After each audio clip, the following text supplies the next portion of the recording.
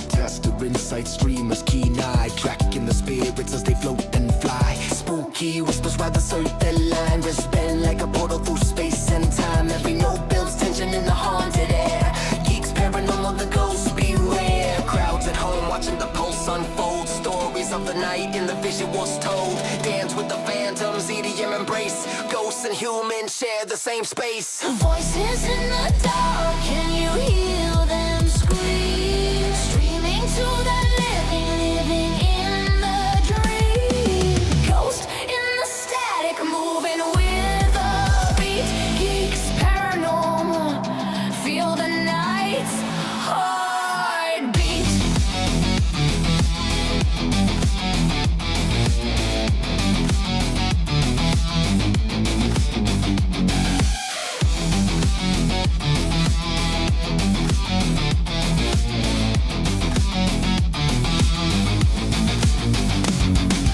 Candles flicker, screens light the haze.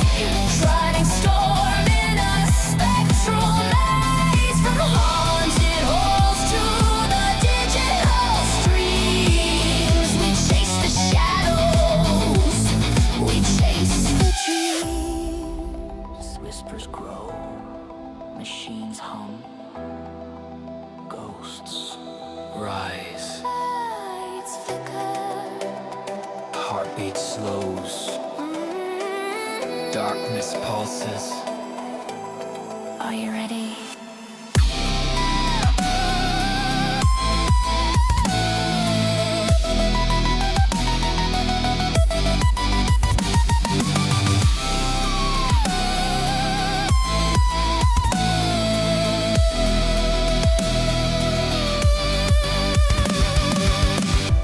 Streams cut to black. Silence holds Only the static. in Geeks Paranormal. In the shadows, Investigating, streaming, podcasting. forever chasing the unseen.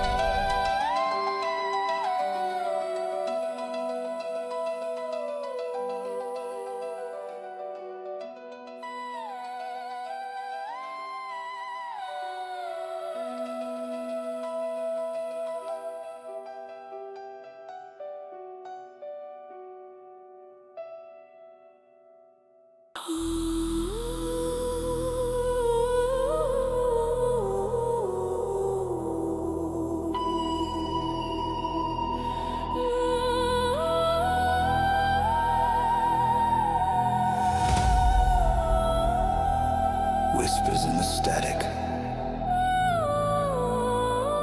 flickering lights.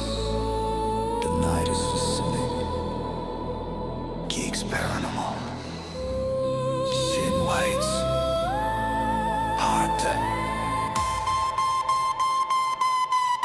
shadow know that something waits.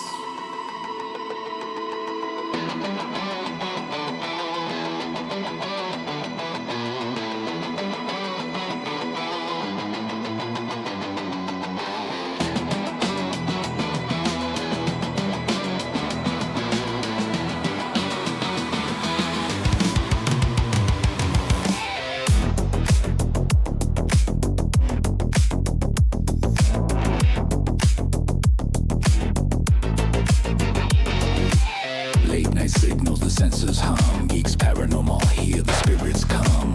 Streaming live to the curious eyes. Cameras flicker while the phantom flies. Every creak in the floor, every cold breeze is a secret the shadows whisper with ease. Protest a voice calm, but the pulse is high. Your driving pulses meet the other wordless sky. Baseline driving like footsteps in the hall. Guitar riffs wail as the shadows call. Poltergeist energy in the dance floor glow. Geeks Paranormal makes the haunted show. Voices in the dark, can you hear them scream? Streaming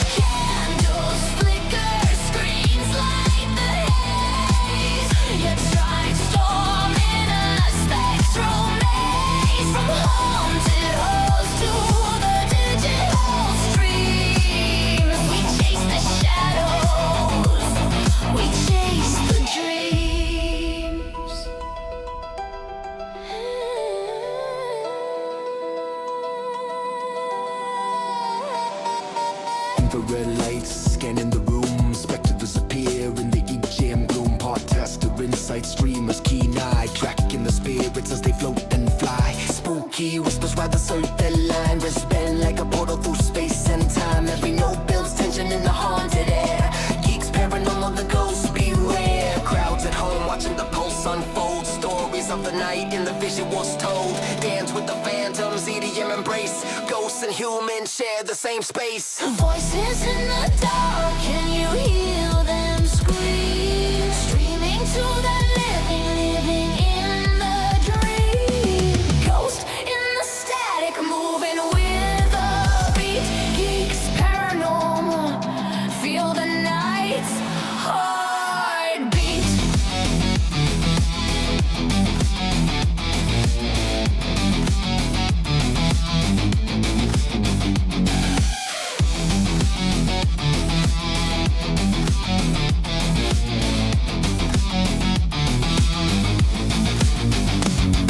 Candles flicker, screens light the haze.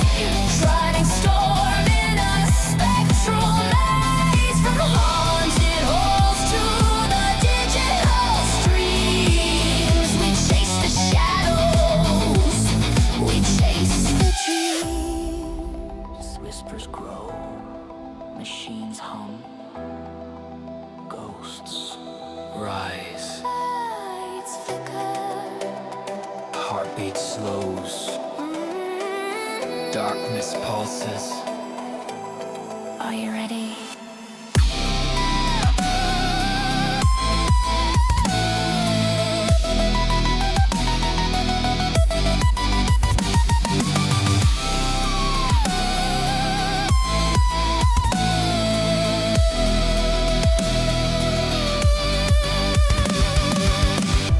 Streams cut to black. Silence holds Only the static in Geeks Paranormal. in the shadows, Investigating, streaming, podcasting. forever chasing the unseen.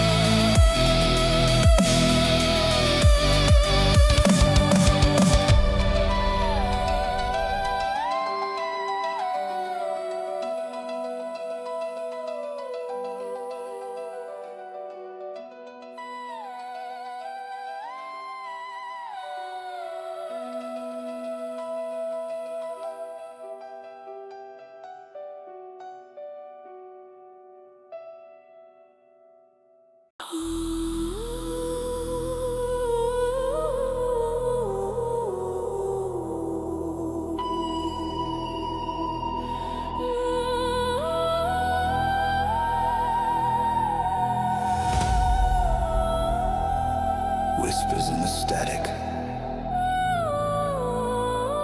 flickering lights. The night is descending. Geeks Paranormal. Sin lights. Heart. Shadows know that something waits.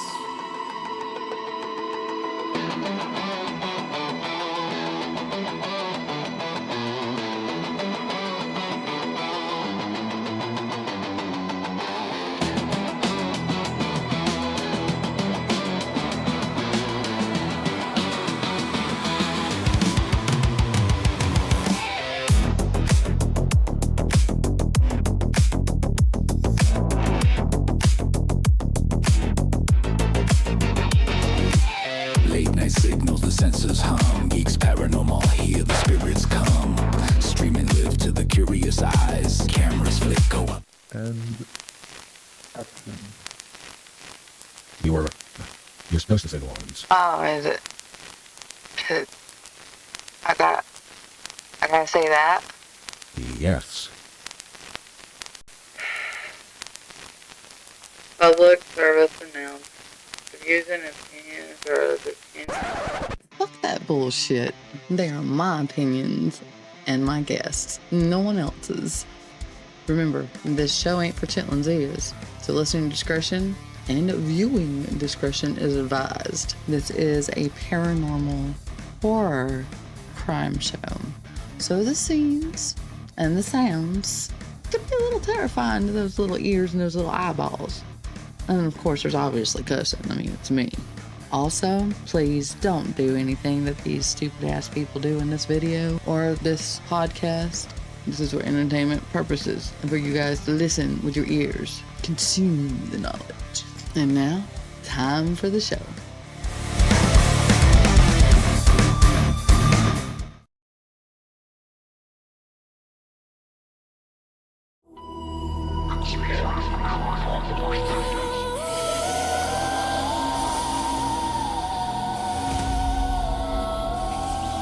Whispers in the static, flickering light. The night is listening. G.E.E.K.S Paranormal. Shadows know that something waits.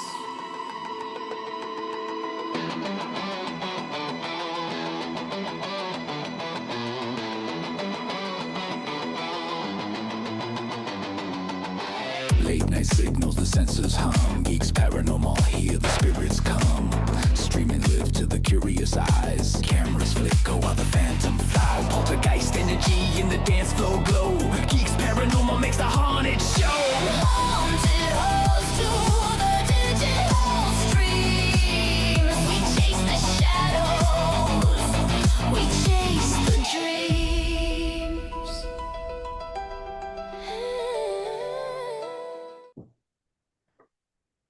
What is up, everybody? It is Shauna with Exploring the Paranormal Perspective, founder of G.E.E.K.S Paranormal. You can just call me Geeks. Most everybody does. I have a panel of awesome peeps with me tonight. I have Pam and Ken from Amok, mostly paranormal podcasts, and some of my good friends in the paranormal field. I also have Chris, who is a paranormal investigator, and Incarnate, who is also a paranormal investigator and podcaster. And we are going to talk about paranormal scams, shams. Are they for real? Or have you been duped? So we're going to talk about that, and we're going to incorporate everybody's ideas on the paranormal world. And why do you guys think we actually get scammed a lot in this? Go ahead, Incarnate. I'll let you go first. People, they get scammed because they allow people to be. They're so enthralled with being the next big thing in the paranormal. They want to be the next one with, the next big evidence and breakthrough.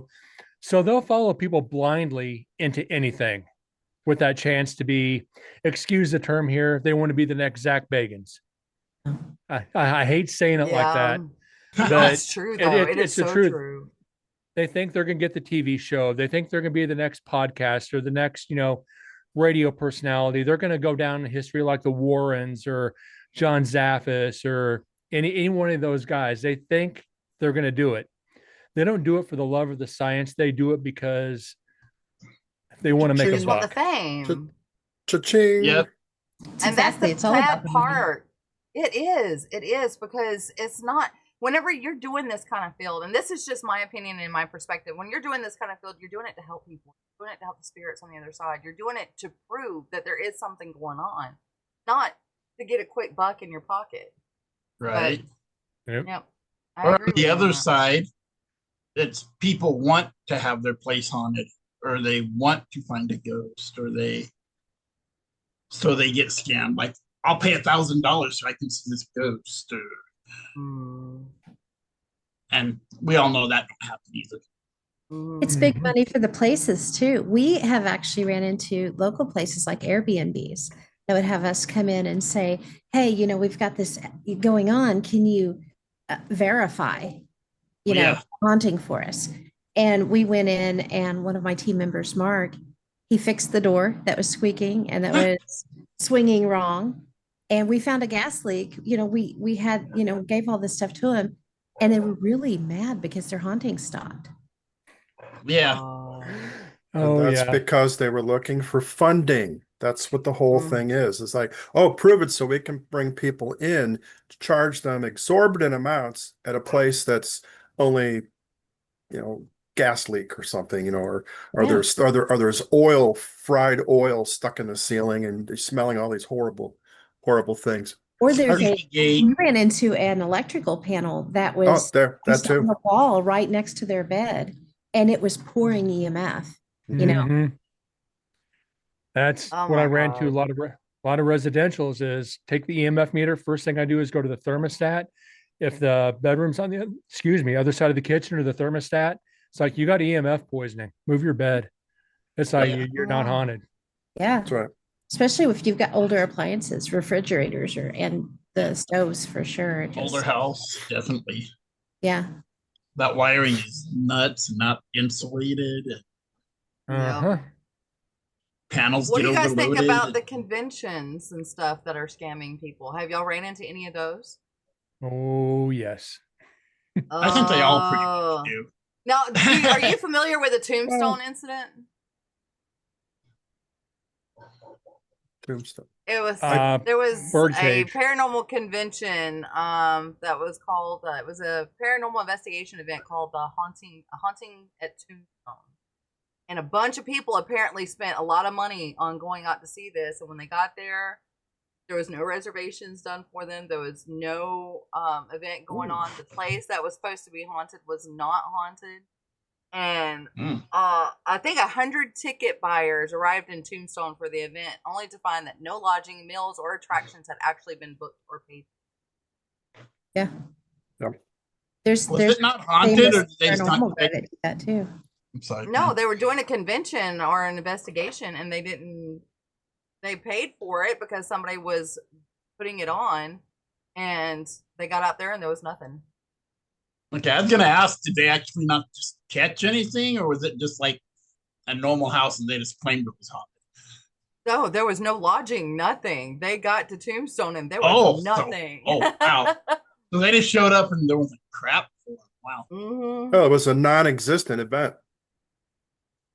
Just totally non-existent. I've actually heard of a few of those. Yeah.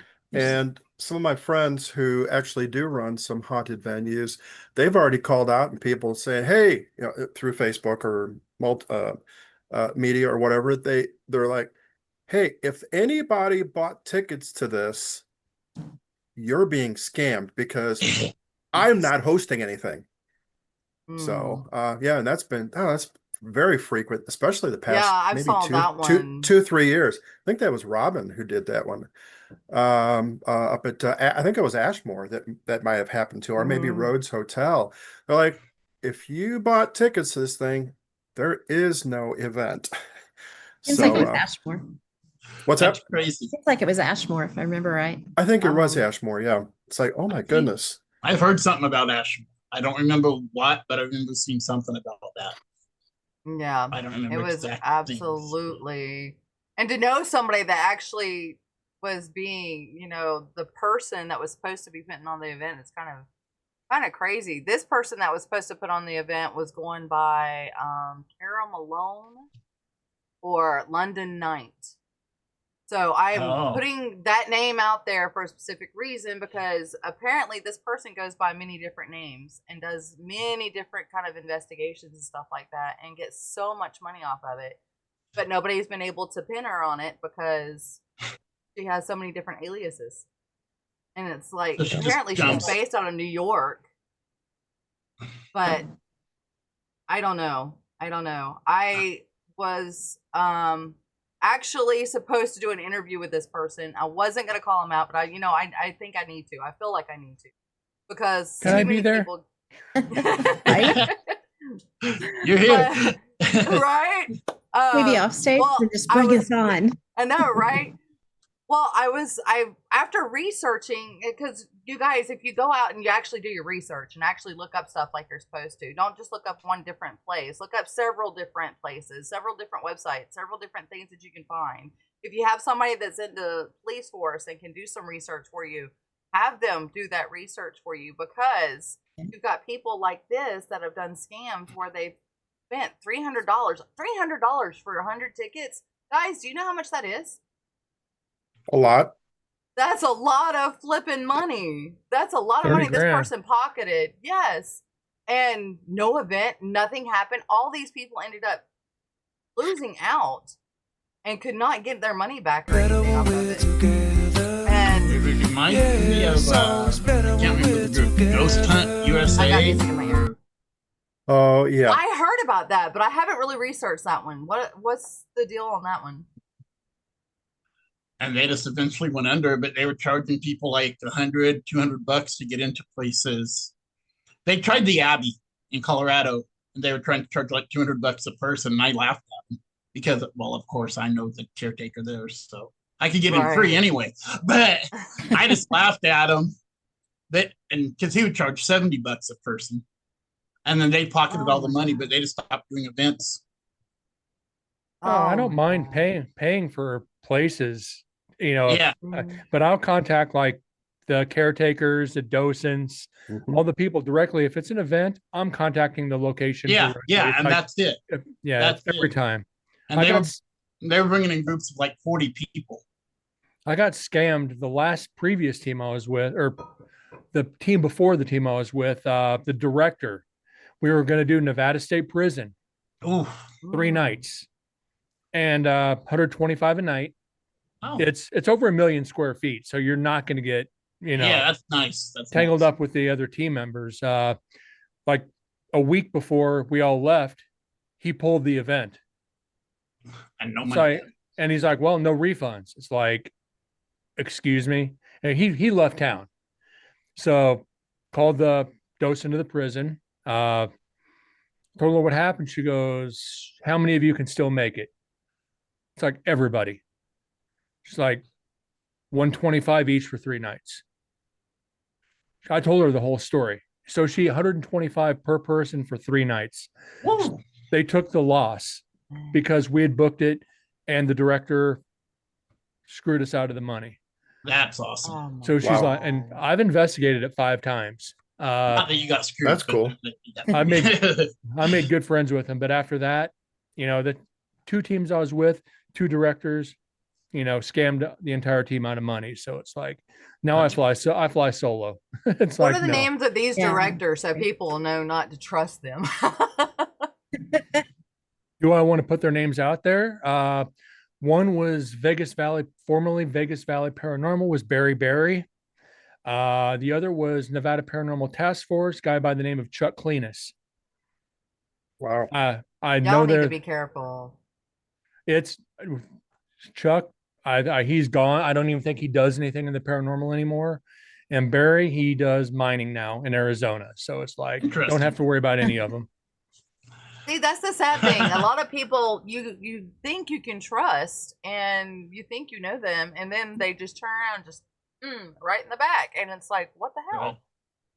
Yeah. I mean, Uh, you got a lot of people doing the events and everything, and I gotta tell you something. The only events that I've ever gone to are ones. The first event I ever went to was just pure faith, and I'm so thankful because I met Keith Age, and he is one of the most amazing guys. And that was the first Wow. event I ever went to, was the one in Kentucky, and I was so fortunate that I didn't have a scam for my first event. But most of the events that I go to now are stuff that we've researched ourselves as a muck team, or that Adrian knows, or that I have come to know through podcasting and paranormal investigating. And Yes. like New Orleans was just based off faith. Oh my God, let me tell you, that one was based off faith because I was like, this sounds too good to be true. I mean, we're spending $700 and we get 4 nights there, and Wow. we get the two Yeah. investigations and everything. But we've had them on the show. They have actually been doing this kind of stuff for years in New Orleans, and I'm just like, okay, well, I'm breathing a little easy right now, but we're gonna find out whenever we actually get down there. Hey, it'll be New Orleans. We'll have a good time regardless. I know, regardless, but At least I it's a have good faith in venue. them. Yes. I have faith in Yeah, them. New Orleans And is everything fun is done by regardless of what paperwork. So they made me sign a couple of papers and made me gave me the receipts and everything. So I have receipts and I have documentation. So if worst comes to worst, But I don't think Chris. He and has Jen the would be that literal way. receipts, not like the cool kids say. Yeah. She has the literal receipts. But Chris and Jen seem to be pretty awesome. We've had them on a muck. They were a pretty awesome couple.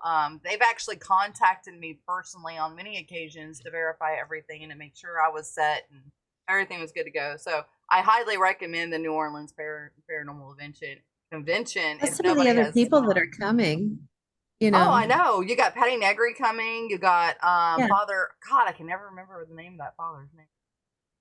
Father Guido Sarducci. Lourdes That goes and back a Ron are little going to bit. be Really there. cool. So, yeah. I don't know. Father So Bob. I have a lot of faith. I have a lot of faith in them. If y'all haven't gone, y'all need to get the VIP passes and go. There you go. There's my promotion for New Yeah, Orleans come Paranormal. tell us hi. We'll be there. We'll be live Yeah, streaming. we'll be there live That's streaming. true. We'll be doing live investigations at the cemeteries Yes. and at I'll be the watching. building that we're supposed to go on. So And it will be Yeah. real. Yeah. it will. It will. But going back to what we were discussing because we got off tangent. What's the topic? I Oh. forget the topic. Scams with the events. Warren Oh, legacy. yeah. I want to forgot, talk. yeah. I want to talk about the Scammy. Warren legacy. A lot of people are coming out of the Oh, woodwork shit. here lately. A lot of people are coming out of the woodwork here lately saying they're nothing but scams. They're nothing but great storytellers. They're nothing but this, and this. But yet they had documentation over 1,000 investigations that they did. So Well, why is it all of a sudden come out as a scam? Why? It's not necessarily a scam. And, pre-show, I was telling you guys about what happened at Mhm. Paracon. And I was a member of the Warren Legacy Foundation. One of my friends was a West Coast director. She started getting wind of some stuff that was going on with Chris McKennell. And it wasn't scam. It wasn't. He was making claims that he couldn't fulfill. Because I was saying, I always wanted to hear the Amityville tapes. Mhm. He goes, well, I've got them. It's like, I've got copies of them. It's like this and that. And he was telling me, I can get you this, I can get you that.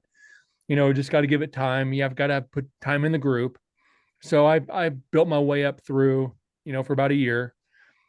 Went to Paracon. And I'm walking around shaking hands with, the people from the prison were there. Destination Fear, which is now Project Fear, I think. Yeah, something like that. Yeah. Talk to them about the prison, a few other things. And all of a sudden I get a tap on the shoulder. It's like, somebody wants to talk to you. At Paracon? I'm a nobody. I'm a nobody in the field. So I get over, back in the corner, and guy walks up, introduces himself. It's John Zaffis. Mhm. I'm like, I like John Sapp. John? It's like, sir, it's such an honor to meet you. It's like, I was like, you want to talk to me? He's like, yeah, you've got a name in this field. He goes, I don't want to see you damage it. He goes, you need to distance yourself from Warren Legacy as soon as possible. He goes, it's going to drag your name through the mud. You don't want to do that. He goes, the right people know who you are in this field. He goes, just be careful. It's like, why would he tell me that? I mean, because Zaff is, related to the Warrens. Right. Yeah. Related to nephew. Ed and Lorraine, it's like, Like his uncle or something. I Doesn't think matter. He's their Yeah. nephew. He's related. Yeah. I was like, and I talked to him for a few minutes. He goes, just Brent. He goes, just watch yourself. He goes, I'm watching out for you. It's like, so we finished the conversation. He walked away, and I kind of stepped back, and the people with the prison called me over. It's like, what was that about? So I told them, they're just floored by what I was told. So like the 2 days later, I left the foundation. I was like, I'm not dealing with this. I'm not going to, I'm not going to have damage what I spent, 13, 14 years to build. Yeah. August 1st will be 18 years in the field with Wow. over 1,000 investigations. Awesome. I am not Cool. damaging my name. Right? No. But why? Why suddenly do this? Why all of a sudden in the last 5 years is everything going downhill for the Warren legacy ever since she died? Because people have been looking into and trying to figure out some of the cases they're finding. This, it's interesting that you just bring this up because I was at the Haunted America conference this weekend and matter of fact, I got back this morning, but yesterday, I think their names were brought up, I think, in 2 or 3 of the different lectures. And they had all sorts of evidence to show that they were great. They were really, really good at just Storytelling. presenting stories. Yes. And they did very well with it. And I think they were really good. I'm going to use the word, they were very good authors of crazy, wild, unimaginable stories. And it just went off the charts and then just kept expanding and expanding like a rumor, you know what I'm saying? Yeah. And it But just isn't kept she? getting She worse and is worse and woo woo worse. though, right?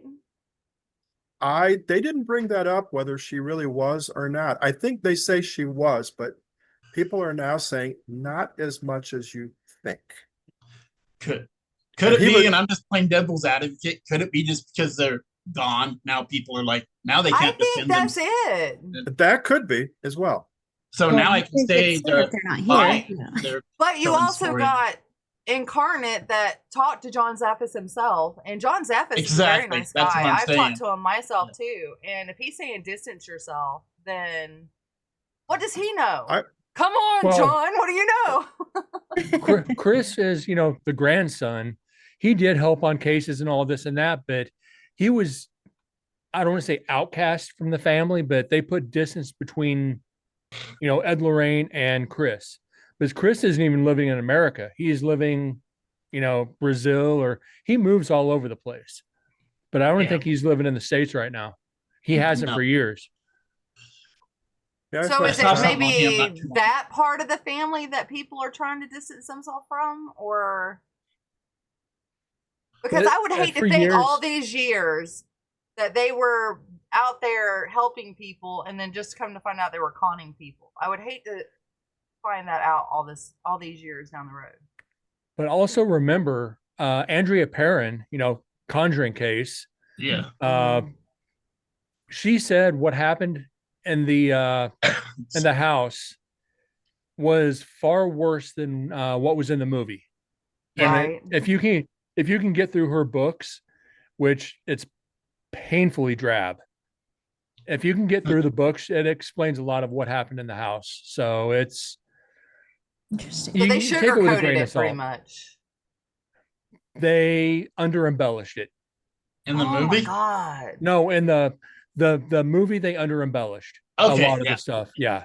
The like being thrown across the room, that really happened. Bathsheba, I think, was actually the name of the dog. Mm, Yeah. yeah. It's been a while since I've read the Yeah. books. I'm gonna have to jump back into them. I got them behind me somewhere. But take it with a grain of salt. I mean, no matter what, if any success, you're gonna have the doomsayers. Yep. And Yeah. then you get the scammers who are gonna build off the doomsayers. Mm-hmm. Well, if you watched a couple of Well- like the last couple of movies I watched, the one that they were based out of London, and then the other one, The Devil Made Me Do It, and they had at the very end actual live clips of their recordings and all that from those cases. And you Yeah. listen to those clips, and I got goosebumps off those clips because they were pretty Oh. intense. But I Yeah. mean, to think that people would sit there and try to say that's fraud, that's they just conned you, that's nothing. And I'm sitting there going, I've been in the paranormal field for a little over a decade myself, and I have found some things I actually cannot explain. And Yeah. I will bring my husband involved and have him, the skeptic, listen to it, and he goes, I don't know what that is. I don't know what to tell you. And I'm just like, look, good, I'll use it. That means it's something if the skeptic's like, what the hell? Right. So I'm just like, I would hate to think that their legacy is going down in flames just because of a couple of people, or a couple of people that may be jealous, or a couple of people that are even against Tony, because I know a lot of people are against Tony Spera right now. Yeah. I wonder if a lot of it has to do with the way that movies, Hollywood has over exaggerated real things, because Yes. I feel that the Warrens, maybe they weren't, I mean, they weren't fakes. I don't think they were totally cons, but I don't think it was as big of a deal. I mean, it was bad, but when Hollywood got a hold of their stories, it's just like there was a kernel of truth. And then the Mhm. movies, of course, people believe the movies all the time, and that's a farce in itself. So they take a little bit of, a kernel of truth, and then they blow it up into a whole cornfield. You know what I'm saying? Yeah. So that Yeah. people believe it because they want to believe it, and they're so duped into believing that TV is real Yeah, that's why or reality movies TV are is real. so It's reality TV is so, unreal. yeah, It's not not. I mean, reality. it's scripted. It's unreal. Yeah, it's So, Oh, scripted. come on. They have to Yeah. embellish it. Who's going to sit and watch a movie for 3 hours with four Exactly. people sitting around a table asking questions of something that they can't see? Okay. I know Right. it's strange, but I watch the live dark. streams. I would. I know. I would do it. Real but that's ghost because that's who we investigators. are. Yeah, real ghost investigators would do it. But otherwise, those that just want to be entertained, not. We'd have to I Trying change mean, to our. make money. That's We'd why have to I change get our. really. We're gonna change our what? I was gonna say that's we'd have to change the whole, not reality TV, be board TV.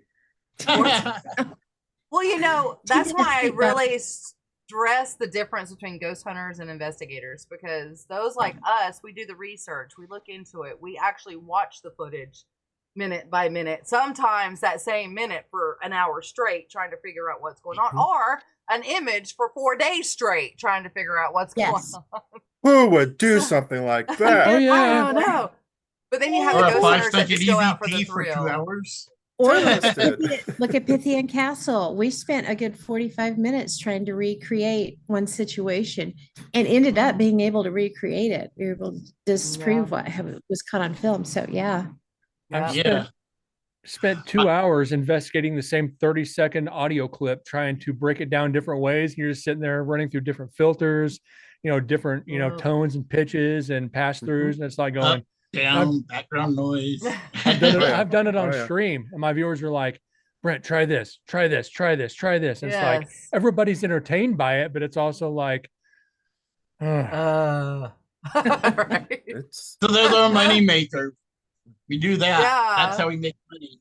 Market Well, it see, to the I real had thought ghost about doing the same investigator. thing you're doing, is putting up because I've got years and years of evidence that I have yet to go through all of them, because I work a full-time job. I do this on the side. I go to conventions. I'm a mom. I'm a wife. So I have a lot of things on my plate. So I'm like, you know what? I think I'm just going to upload She's it. a gamer. Who the fuck cares what I say? And you know what? We'll just go on with that, because there are sometimes I'll sit there and say, well, this person, blah, blah, blah. So it's gossip. yeah. But at the same time, it's not like I'm not going to tell you. I mean, ask Pam and Ken. I'll tell you to your face what I think of you if I want to. Yeah, I'm absolutely. just nice most of the time. yeah. I'm still scarred. And she'll do it with a smile. It's like, ooh, you're serious, aren't you? But at the same Call it time, ghost fishing. right? But I at just- the same time, I like what you're doing by going online and doing your reviews and everything like that. I just Yeah. wish I had the Cool. time to do that. Just to give you guys an idea, like when I do the prison, I've got 22 digital recorders. I will go throughout the prison, turn them on, announce where I'm at in the prison. I'll just let it sit until the battery dies or until the investigation's over. Mhm. Then I always carry one with me. So if I'm in the area where the other recorder's at, I can match it up to the recorder in my hand. Yeah. But you That's figure that out. 22 recorders times 8 hours each Oh yeah. times 3 nights. Mhm. Yeah. Then you're not time- counting the video. Times 3 hours for each hour that you're dealing with. Uh-huh. Yeah. At least. Just to review, 2 to 3 hours. Yeah. Yeah. Well, that For sure. TV hospital that Adrian went to, that I used to go to a lot, I have video footage that I've got 8 Yep. cameras in different locations, sometimes just 4 cameras in different locations. And we start at 8 o'clock at night all the way up until 2 o'clock or 3 o'clock in the morning. And I was the only one. Zoom. I was the only one. I love my crew. They were great, but I would have to always go back in and rewatch everything because they would miss something or they wouldn't see, or it was just maybe my OCD going into effect when I really got to make sure I get everything looked at. But at the same time, I would go over their evidence and be like, where are they coming up with this stuff? There's nothing there. You have to But have at this- OCD in this field. You do. You do. Yeah. You really do. Good point. Because if you get that one little false evidence, like I go back and I look at the video that I did of the TB hospital when we went out there, and there's some stuff I'm like, that was dust. Why did I post that up as an orb? That's not an orb. This is many years later after being not in get the into field. orbs. No. No. After being come in on. there is one orb that I have found in my whole 14 years of investigating. God, it's already been 14 years of investigating, and that was at the Hinsdale house when I went there back in 2024 that I cannot explain. It is a shimmering circle, and it pulsates as it goes down. And I have framed it. There's no bug. There's no wings. There's no body. And I cannot and it's right after the dog howl goes off, because we hear the doll that Angel has. She brought a doll for the spirits to be able to touch and everything. And you hear the dog go off and howl, and then you see this orb-like thing come down from the second floor and kind of go across really slow over the kitchen. And I'm sitting there going, what is that? I've got it posted on TikTok, and I was looking over it, and I framed by framed that, and I'm just like, I can't explain what that is. I don't know what that is. So I posted up. I don't know what it is. If y'all can figure it out, let me know. I call most orbs, I call them dorbs, dust orbs. Orbs, yeah, most of them are just dust orbs or bugs. I think I've only got water vapor. Maybe 3 in 18 years. One was in Miracle Valley, Arizona. The director, you could actually slow the video down, watch the orb go into his leg, and he falls down. He literally went to the ground. I took one on a residential, and I took one at the prison. Didn't affect me, but when we saw him go down, we went through the video, and it was like, there's something here that doesn't like it. If you guys like history, look up the Miracle Valley massacre in Miracle Valley, Arizona. It was a religious cult back in the 60s or 70s, but real interesting. So what do y'all think about science in the paranormal? Because I know there's quite a few instances out there where the relationship between science and paranormal investigation reveals a history of attempted legitimization, but it's often exposed as fraud instead. So they're like Harry Price established the National Laboratory of Physical Research using a scientific instruments to document seances, temperature changes, physical manifestations, the works. Like, what do y'all think about when science steps in and tries to say, oh, that's a fraud, even though you yourself know that it's real and that it's something that happens? What do y'all think about it? Science, I think, is good because it will help us determine to a degree whether something could have been natural, caused naturally. But I hate using the terms, oh, it's definitely, that's total fraud, or that's a lie, or that's wrong. It's this, and this, because there's always, as we all know, there's always that exception that, hey, none of this was there when I experienced it. So I prefer using degrees of probability. Like it could be, okay, you got about a 90% chance that this really was something natural, but it could still, you still got that little 10% area that, so I look in percentages like, oh, that's a high probability that what you caught was real.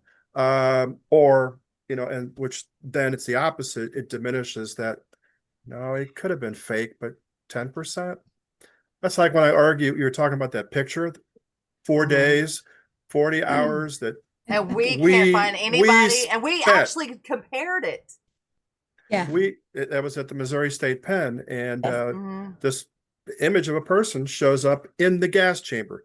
Oh my gosh, so happens to be that was the anniversary of his execution. We reenacted it, and 10 of us looked at this picture for about 4 or 5 or 6 hours one night after it happened, arguing about it. I finally said, no, guys. And then days afterwards. And then days afterwards, yeah. We still talk about it. We still bring it up, and occasionally. So I finally said, you know, guys, I think we got about a 90% chance that we really, really caught something. And a couple people are like, no, we've got about a 40%. Like, you know what? That's each You know, I individual's wish we belief. could interview somebody from then to see if he had a mullet whenever he was executed. Because this dude had a mullet, he had an in-caved head, and the same guy, his name was Thomas More. The same Thomas guy More, yep. had an indentation on his forehead, Yes. and in this image, there's an indentation on the forehead from where he was And- hit, or gnshot blast. Was it a gunshot Yeah, blast? and, Yeah, he and, tried and, to kill and his wife and tried to recessed kill eyes. himself. Yeah. He had a Wow. So bullet. yeah, so It- there's it no. was I mean, amazing. they try to think it was Pam, and I was like, that wasn't Pam.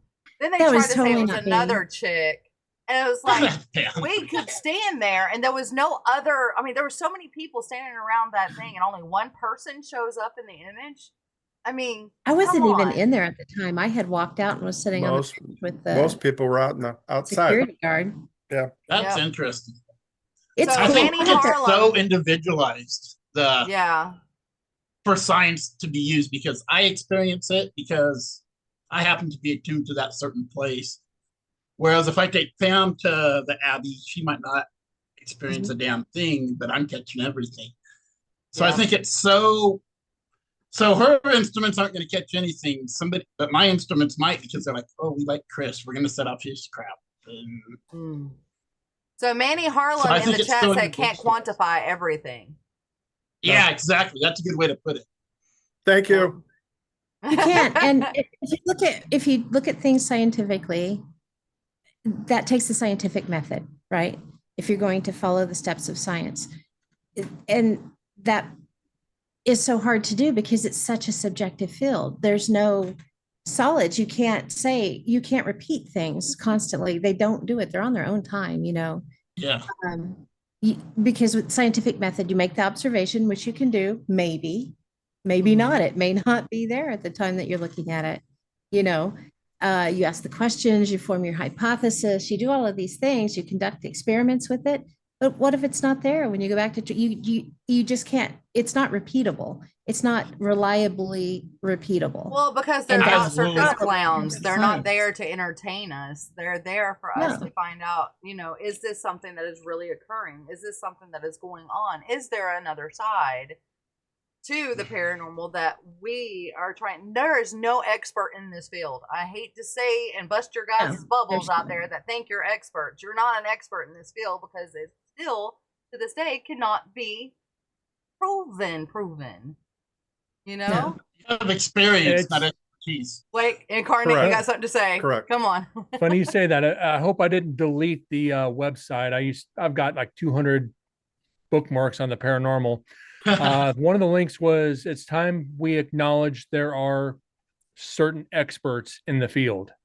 Warren's, I forget the other guy's name. He was like the godfather of the Harry Price, Holzman. Hans Holzer, and a couple others. Holzer, yeah. That there are experts in the field per se, but beyond that, it's like you said, it's science. I've told people numerous times, I've been trying to develop certain theories. Go in blind and match it to the history. That way you're not subconsciously imprinting energy onto the recorders. So if you know the history, you know the answers to the questions you're going to ask. So if everything is subconscious, what if you're actually imprinting it yourself? That would mean there is no paranormal. The other is, I had a gentleman, I wish I could remember to give him credit. The more and more that locations open up to people to investigate, the residual energy fades, because the more people that go in imprint the new energy onto the location, and that older energy fades away with time. So if 200-300 people go in over the course of a year, that older energy has been wiped away because so many people have put their own energy into the location. I can see that. Yeah. I can see I that. kind of disagree just because I know about the Abbey and that's not happened Right. there, but yeah. Well, it's like You know, the way I think about it is a lot of the places that are haunted by the original spirits that were there or by somebody that was there. I don't believe that the energy from all those people coming in could wipe them out completely. I do believe that it can have a lot of aspect and what's the word I'm looking for? Imprint on the location. But I don't believe it could knock out the original people that are haunting it to begin with. And Because if they want to stay there, they're going to stay there. That's kind of why I said the residual energy, not the Right. intelligent. Oh, okay. I gotcha. Gotcha. My bad. No, that's okay. That's why I was trying to differentiate between the two. It's the residual energy gets copied over by me, you know, Tom, Dick, and Harry down the road. Yep. The Gotcha. intelligent, My bad. the people who've died in the execution chamber.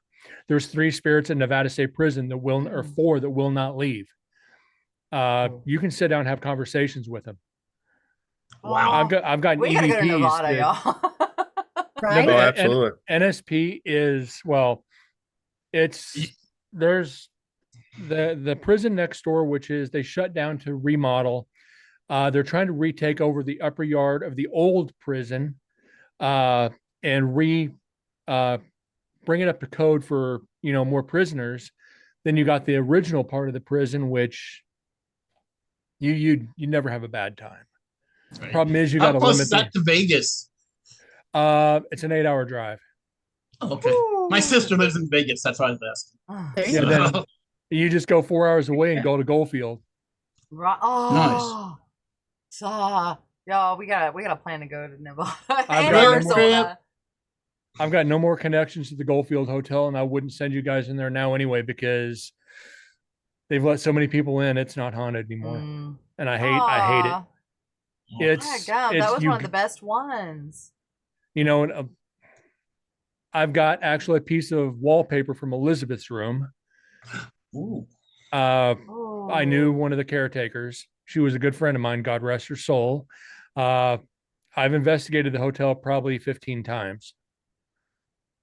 Nice. You've also investigated the Clown Motel too, right? Clown Motel 5 or 6 times. The Mizpah twice.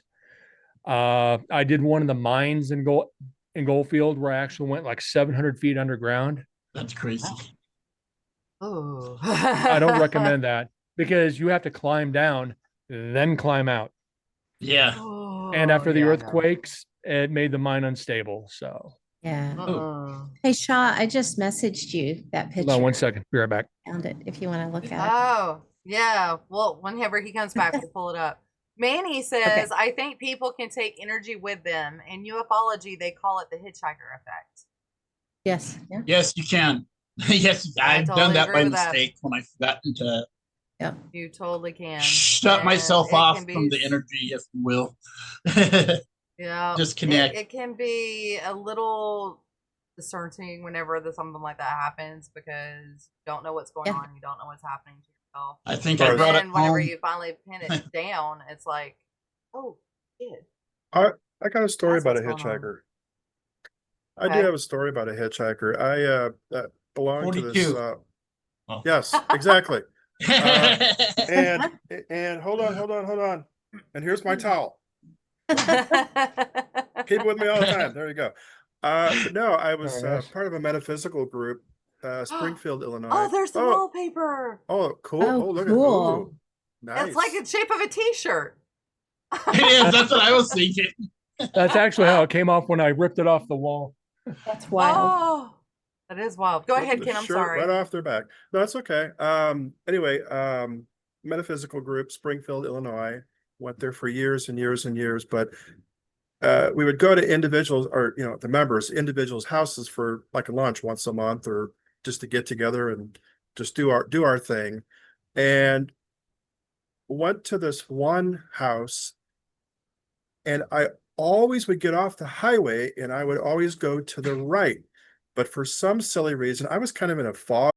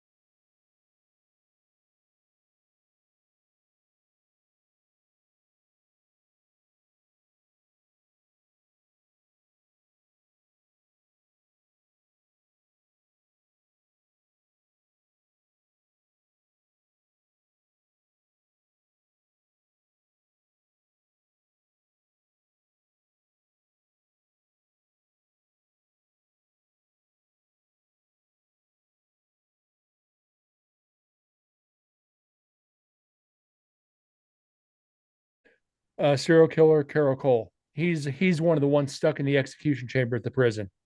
Oh wow.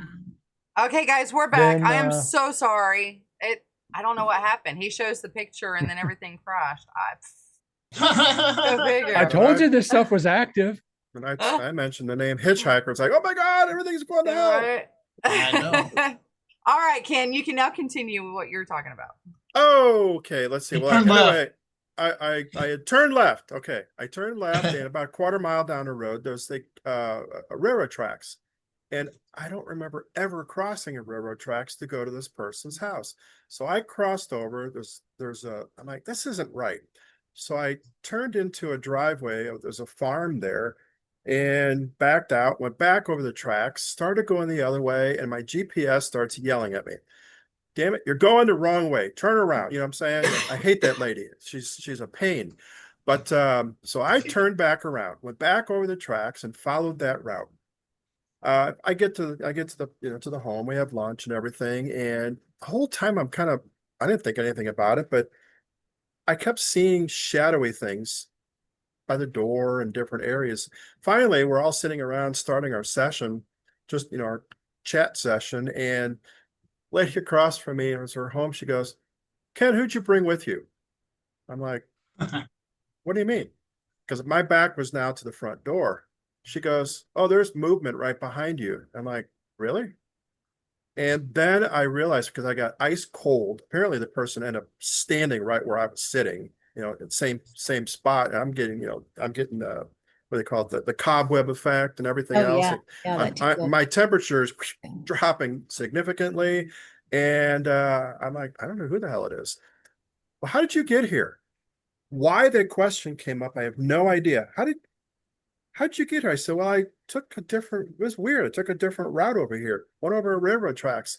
All of a sudden, one of the guys goes, oh my God, did you cross over blah, blah, blah, blah, blah? I said, yeah. He's like, oh, I know who's with you. I'm like, what do you mean who's with me? Then I realized somebody was actually with me. I gave somebody a ride to the house because he needed to get there. And he knew I was going to. So apparently he hit my GPS and said, go left, go left. And he got pissed about it. Go left, turn around. So yeah, we finally figured out that this was a friend of one of the guys who he used to work with. The guy was murdered. Ooh. And he was trapped in where he was at. And that had happened like, I don't even know, 15, 20 years prior to that. And it was like a gas station, cafe, something or another like that. But I think it was a gas station. They were robbed, and the two guys that were there were murdered. And when it was crazy because we all picked him up in our third eye. We actually saw what was going on, saw the murder, saw this person still kneeling there after all this time. And we were able to actually find a way to get him to get unafraid and actually turn around to see that the light that he was trying for was actually behind him. He was just so scared. And so it was really, really crazy, a crazy event. But yeah, I actually picked up a hitchhiker. Didn't even know he was in there. Oh my God. That's crazy. Wow. But that was just an unbelievable story. That happened about 7-8 years ago, something like that. Nice. Well, I'm going to share that image that Pam and Ken and I were talking about, and y'all can tell me what y'all think of it. Hang on, while y'all are looking at it, I gotta share it over in 3. Poof. I know, right? Oof, People kept hopefully saying it it looked like doesn't- me. I'm like, no, it's not me. Yeah, they said it looked like you, that it looked like me. Yeah, it looked right? like Pam. No, not Pam. Andrea. Yeah. Yep, like it looked like But Andrea, if you see but that, it didn't. and he look like didn't know at the anything. time when this came up, but if you see in the side view and the front, you can see the indentation in his forehead. Yeah. We didn't know what it was from, and we're like, maybe he got hit in the head with a hammer or kicked in the head by a horse or something, that maybe he had brain damage, which is what caused him to commit this murder. And then I found the records from the Missouri Department of Corrections. All the records are up there. And no, he had murdered his wife. He had shot his wife to death, turned the gun on himself to kill himself and didn't die. But he has this concave in his forehead where he's missing skull from where he tried to kill himself. Yeah. Yep. I really need to get back to Missouri to investigate. It's cool. It is so. Everyone's Missouri- saying they need to Oh my cross like gosh. this to investigate. Like they're like, go to Nevada, go to Missouri, go to. I'm from right. Missouri, so Oh, I are tell you? you, I love investigating prisons. They're a That lot was of the first one activity. I had ever gone to, and I am normally not an emotional person or very horribly empathic. I got overwhelmed in the gas chamber and had to go outside. That's why I knew it wasn't me in that picture because I was outside with the security guard. I still have not sent y'all that clip. I have got the clip from where I was, because I was the, what was I? I was the You were the security warden. guard. I was the warden. You were the One that you were the warden. banged at, Yeah, and said, I banged on it and down. said it's time. Scared the crap out of me. Because I It did was not so know that was going to eerie. happen because I was the one that was portraying the guy. I'm sitting in the chair. Oh, reenactment. And what's that? Yeah, the Oh, reenactment. we did reenactment. it. I said, okay. Oh my God. And Yeah. boom, boom, boom, like, whoa. You know, and my heart started palpitating. I'm like, oh my God, this is real. And I'm looking down, making sure that thing wouldn't go off. Security guard, Yeah. he was just like, he showed me his arm. He's like, man, that gives me literal goosebumps. She sounds exactly like what they would have sounded like, Shauna did when she was banging and started the countdown. Because she did it right at midnight, right when it would, and it was a Friday, it was the Friday- 13th. well, it was it Friday was- the it was- 13th. Yep. Yeah. Well, it was midnight the 12th, but he died at Yeah. 12:06, I think, or something like that, Yeah. on Friday the 13th. Or well, on that 13th, September 13th, which for us it was a Friday. And his Yes. name was Jason Voorhees. Right. It was actually, we want to go back because we didn't get to go down Death Row. Death Row. Death row. Right. And Yeah, it because was they had closed it down. closed off. So we're wanting to go back. And when we go back, death row I is hope- a hard thing. Yeah. Oh, I bet. I Really bet it's is. heavy in there. I'm thinking about going to the prison museum here in Colorado and investigating. They got a gas chamber and all that stuff. Cool. Where's that Yeah. one located? I just heard about it. Canyon City. Oh, really? Down by Royal Gorge? Yep. Oh, okay. That's where the Abbey is too. I've been in Is that that whole the Abbey area, that but you that was talk when I was a about, kid. Shaw? Is it? Yeah. Nice. Yep. When I talk about Sadness. the Abbey, I'm talking about that one because I really wanted to go. I had a chance to go. He did the final investigation there, and I couldn't because my daughter was graduating and there was a whole bunch of stuff going on that weekend. So They're not- I'm very sad. Are we still waiting? Oh, sorry. Mm-mm. Go ahead. They're not doing it And you're anymore. very- Somebody else bought it out. And now it's shut down. No public allowed. Wow. Are we Yeah, still you- waiting they're for gonna- the photo? You just got to Oh, shake no, the I've right already hands. shared You'll it. get in anywhere. Did you not see it, Ken? No, never popped It's up. possible. I was going to say, if we're still waiting for that to pop up, I've got stuff for sale that's perfect for our show.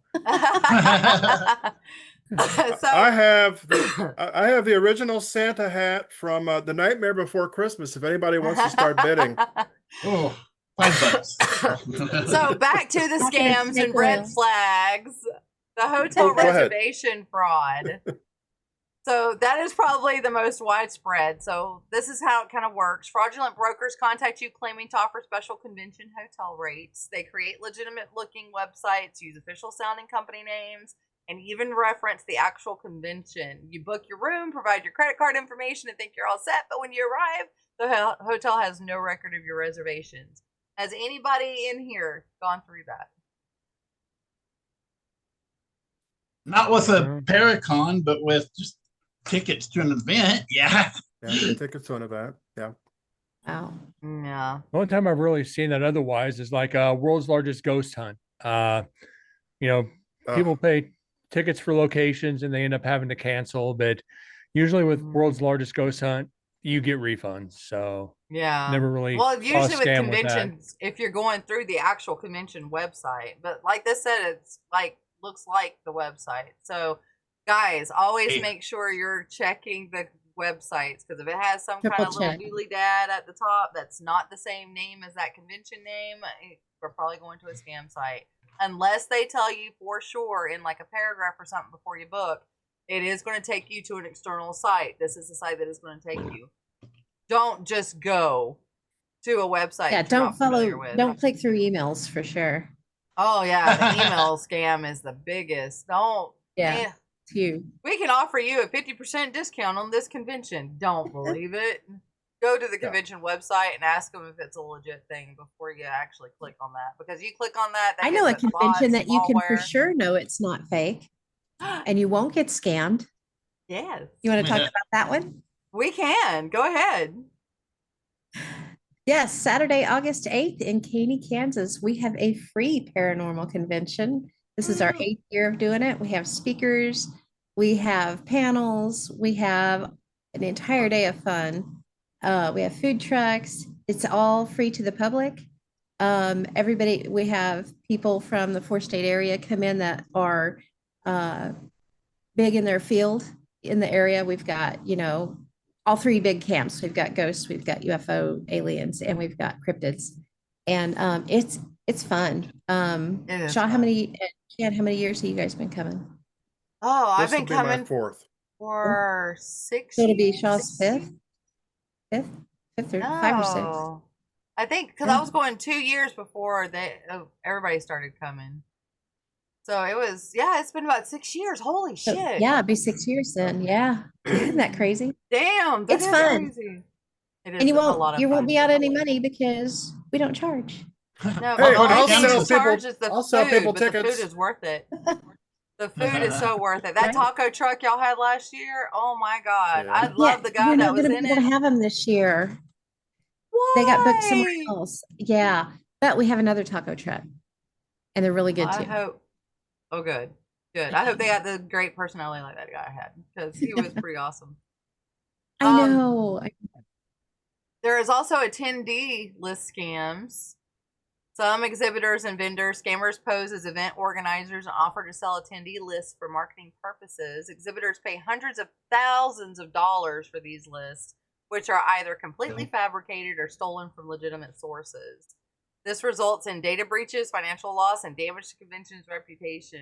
I haven't heard of a convention that's actually done that. Have y'all? I haven't either. But you know where I have seen lists like that, and I was really surprised, was on Scribd. They'll have documents on there sometimes or books and things that you could look up that are on there for free. And I can't remember how I ended up hitting that list. I was looking up a person. I was trying to find a person, and I had Googled them, and I saw where they pulled up in Scribd. So I clicked it, pulled it up, and it was an entire list of like stolen identity. Wow. It had their name, their phone number, it had their address, it had way too much personal information, and it was just like 60, 70 pages of people's names and information on it. I was just like, Wow. That's whoa. crazy. Wow. Is You know, it That is. is it okay if I post a link in chat? You sure can. Do you have the ability to let you have the ability? You should be able to. Nope. Let me go in there and fix it. What Why- the heck? why- Talk amongst Let's see, yourselves while I'm fixing it. Let's say while you're doing that, I've actually seen where advertisements for a con or something like that, where it turns out to be a con, but not because it's not a legitimate conference. They have an event, but they list out all of these huge names that people are wanting to see these people or meet them or whatever, and then you go and you find out that more than half of them aren't even going to be there. Right. Some of them I were give you never mod even rights, so you should be able to asked, repost it. or some of them were Okay. never even asked to be there, or some of them refused to be there, but yet they still have the names on the, I'll call it the marquee list. Yeah, So it's like, now that's a scam. yeah. Yeah, That is that's definitely a scam. false Denver lead. does a horror con every year. It's a small Okay. event, small as hell. There's And the sorry to Almost interrupt. every year, everyone they list never shows up. Po- Yeah. Posted the link in Alright. chat for paranormal experts. Oh, yes. Why we need to acknowledge people can be paranormal experts. Ah, nice, nice. It's in the I Twitch signed chat for up for that. those. Oh, never. Well, you can just go get your diploma online for it now, Okay. or your certificate. Yeah. You can. You Udemy. can anymore. Nine ninety Oh my nine, and you god. can be a parapsychologist in just Oh 13 easy lessons. my That's right. Yep. gosh. With a PhD, right? Right? There is Another also. thing you Oh, go ahead. Oh, go ahead. I'll say another thing you got to be careful of is that sometimes nowadays, especially with AI, and I'm not complaining about AI because I love it, but with sites can get scam or hijacked, not scam. They can get hijacked. So you're being diverted. You think you're going one direction, but you're actually going to who knows where. And you Going sign up. left instead of right. Correct, and you exactly go over the railroad tracks. But that you're actually signing up for something that never even gets to the real thing. If you really want to do something, go to a con or go to sign up for any type of event. If you have any inkling that this may not be true, I think Shaw, you mentioned a while ago, just call the venue. Yeah. Call the venue. Are you guys really doing this? And is this the correct website to go to? So I that's always check venues before I do anything anymore. So Yeah. okay. like, okay, cool. This is gonna say it's here. And then I'll go to like Ball Arena and okay, yeah, they're doing this. Or okay, they're not. Gotcha. A So couple of do y'all know the suggestions. difference And my between a fake conference and a predatory conference? Oh, is this a Jeff? joke? So there's been fake conference scams that have become really sophisticated. They look like real events. They look like paranormal conventions, completely with professional websites, speaker lineups, and registration systems. The collection registration fees and personal data all of a sudden then disappear. No website, no ticket master, no ticket booth thing, anything like that. So those are the fake conference scams. And then the predatory conference scams are kind of different because they are an actual event and they do actually take place. It's just horrible. Operation charge exorbitant fees for low quality experiences. There's no speakers there. There's nothing but vendors. And you get there and it's like, what is What this? the hell? Right? Now, I have Nothing yet but to go to one like that. But have any of y'all been to any of those kind of no? No. Again, that one in Because you're Denver was smart. pretty horrible. Yeah, well, there are some that play upon the paranormal and the paranormal. And I had to wait to it. I followed it on Facebook thinking I'd go like at the last minute to it and buy a ticket. And they'd be like, I can't even think of names now, but then they'd be like, dropping out, gone, can't appear for very blah, blah, blah. And I was like, okay, this sounds too much bullshit. And so I had a friend go up there and he's like, dude, it was like 5 of us sitting around doing nothing, basically. And I was like, oh, okay. Told your own ghost story. That's kind of what I was saying. Big names and no shows or never were even asked. Same type of thing. Exactly. So, yeah. It was exactly that. So you might as well bring a lunch and it's a paranormal picnic. Yeah, pretty much. Tell stories. Yeah. So and some of the seven. Equipment. Yeah. Oh, bring your own equipment. There are 7 red flags, and a couple of them have already been mentioned. If there's a lack of contact information, don't do it. Don't do it because you should be able to contact whoever's in charge of that event or somebody that is in charge of helping them. No known venue. If there is no known venue, why are you even looking at the website anyway? I mean, really. Rapid abstract approvals. If you submit a presentation proposal and get approved within hours or days, that indicates no genuine vetting processes. So if you're going there to be a speaker, you're going there to be a presenter, if you're getting that within seconds, then they haven't vetted anything. Even if they say, oh, AI did it. Come on. Me and OCD, like Incarnate said, whenever you're in this field, you got to be a little OCD. You don't want to look at everything yourself, especially if you are going to have speakers and people paying for it. high fees for presenters. So, in legitimate academic and professional conferences, presenters typically pay the same registration fee as attendees, or sometimes less. If presenters are charged significantly more, it signals a predatory model. So, if you are going and they're not paying your way and they're not at least compensating you for like a room or a vendor spot and you're expected to get paid, watch out, because that could be a big red flag right there in and of itself. If they're saying, well, you got to pay $900 and a VIP pass is only $600. Yeah. Come on. A lot of people, I like to think a lot of you guys out there are smarter than that. So, are more recognizing everything that's going on, but you gotta make sure. Some similar way website layouts, like we were talking about. You think you're going to that website and then it kicks you somewhere else. Always pay attention to the website address in the browser.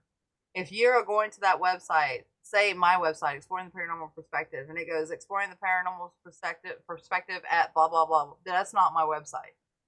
Don't click anything on that website. Come to me, let me know that something's going on, and I'll go to Wix and say, hey, your shit's been hacked. That goes back to like, I'll mention like the banking scams. They send you a link. It looks exactly like, I'll use Paracon. They'll use the exact same logo. They'll change the A in it. So it's not like the normal A, and it's the A with the hook instead of the A with the drop. Yep. If people are going to see that, they oh, that's Paracon. They click on it and they just got scammed. So it's and if you hover over them, a lot of times they go to their real. You can see their real address without clicking it. Yes, that way it saves you from getting that malware or that scam stuff that they send through. These hackers send through everywhere. Hover over things because you will be able to see the link, and if the link looks different, like I get a lot of scam now from like Costco and freaking Blue Cross and Blue Shield, Netflix, and all that. But if you hover over the link or you look at who it's coming from, it's from everythinglight.com, and it's like, come on, guys. At least you're getting spelling. 127678347. Exactly. Exactly. No. Right. Got a new debit card last week because of fraud. Caught some fraudulent thing tried to come through, and I got an email warning that, check this out. And I looked, and it's somewhere I would never shop. It was for like discount children's clothing or something weird. And I was like, no, me. So they, and they stopped my card. And then I got to looking back on my account, and someone had made a $16 purchase and then a $76 purchase back on like the 3rd to a car audio equipment shop. And I was like, that's not me either. So, yeah. Oh. They see how far they could get. You're not going to notice $15. You might notice 50 or 60. Then they try the one for the 500 and that flag goes up, and it's like. Someone tried 4,000 out of my debit card. Ooh.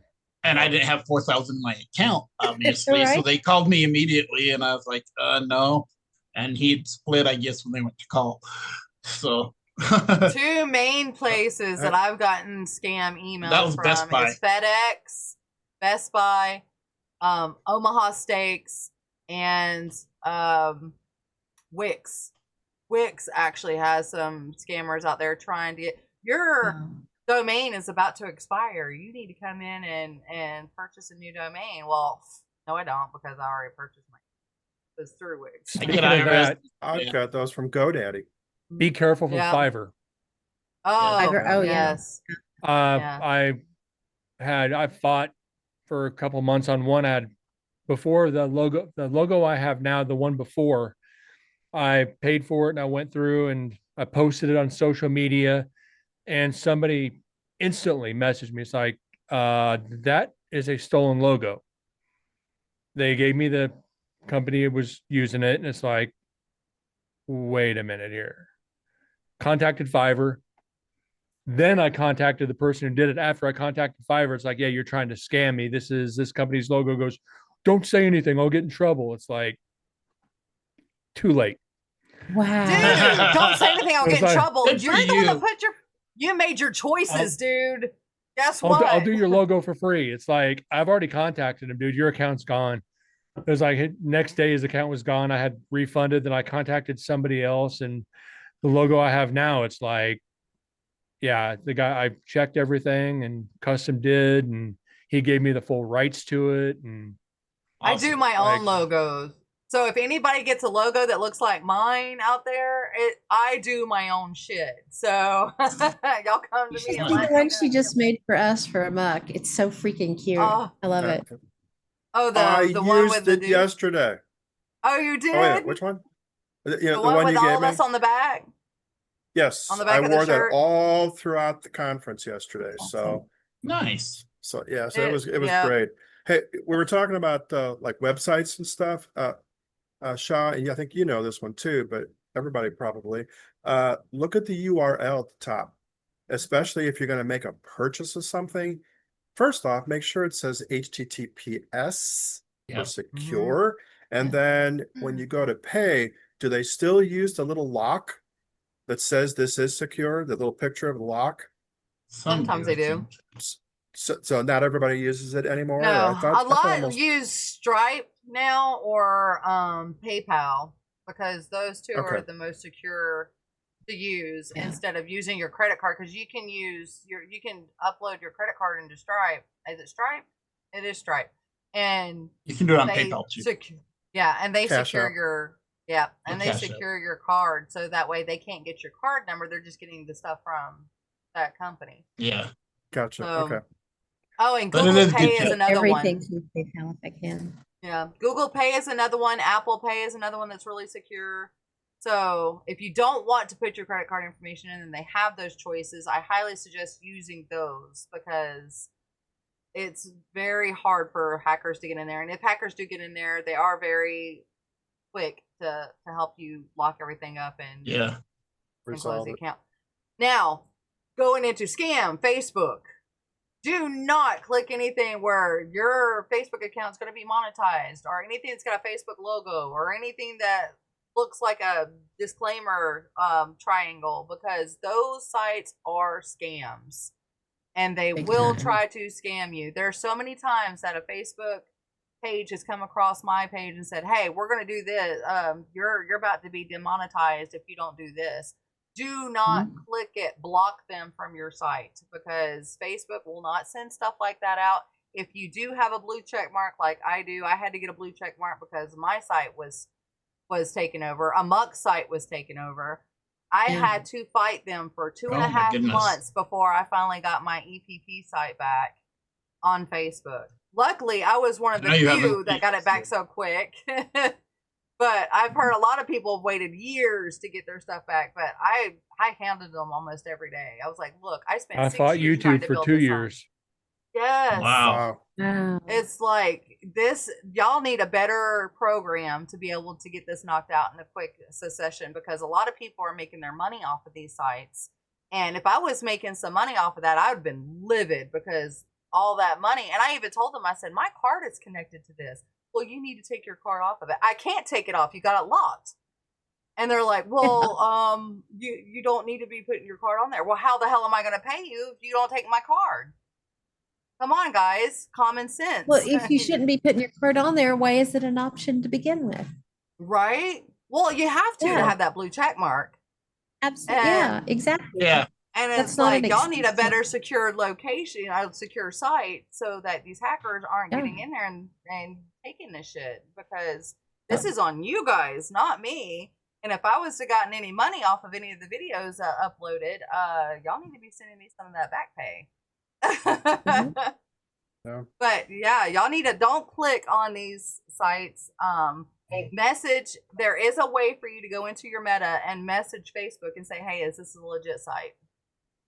If they're messaging you in your message box, do not message them back. Message them through the meta site and say, "Hey, I just received a message from this. Is this legit?" And they will I hate that. tell you whether or not, yes, that is a legit site, or no, this is a scam site. Don't click it. So Gotten several of those through Facebook Messenger on the Incarnate site, and it's like demonetize, demonetize, demonetize. It's like, yeah, it's like y'all are some bullshit. for one, I don't have Block them. monetization on, so no. Yep, block them. If you can block them, you can go in and click on that little 3 bar next to them and block them. Even if they followed you, go in and block. That's what I do. If they follow me, I'll go in and I'll block them immediately. because that was just a nightmare. It's like, I can tell you the email address of the person that's trying to scam me. Why don't you take them off? Because that is not them. You can see my face all over that website. I can do a video conference with you right now so you can see it's me. And still took me 2.5 months before they finally got my page back.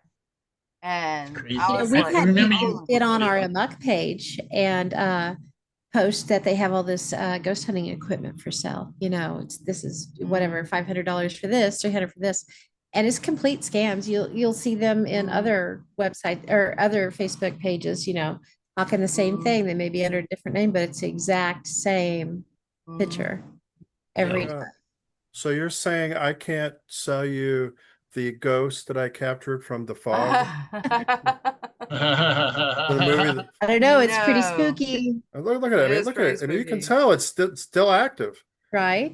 It's in But like another dimension. Incarnate said, like Incarnate said, know. demonetization, everything. That's a pressure tactic that they're trying to use Yeah. to get you to hurry up and click it, and that's how they get you. They You try and gotta- scare you, basically. Yeah, they're trying to scare you into jumping into it and clicking that button. Don't click. I the always button. have to go tell my mom. She'll always, what about that? And I'll look at it, Mom. That's exactly what I was. I got to do that with my mom.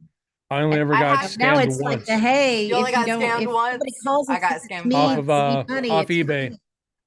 Oh no. I bought a piece of paranormal equipment. I forget what it was. It's like the spinning magnets you bring up the EM field, and it came trashed.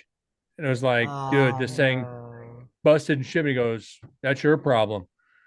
It's like, so I opened it up, and it was like looked like somebody put it together sitting in an outhouse with super glue.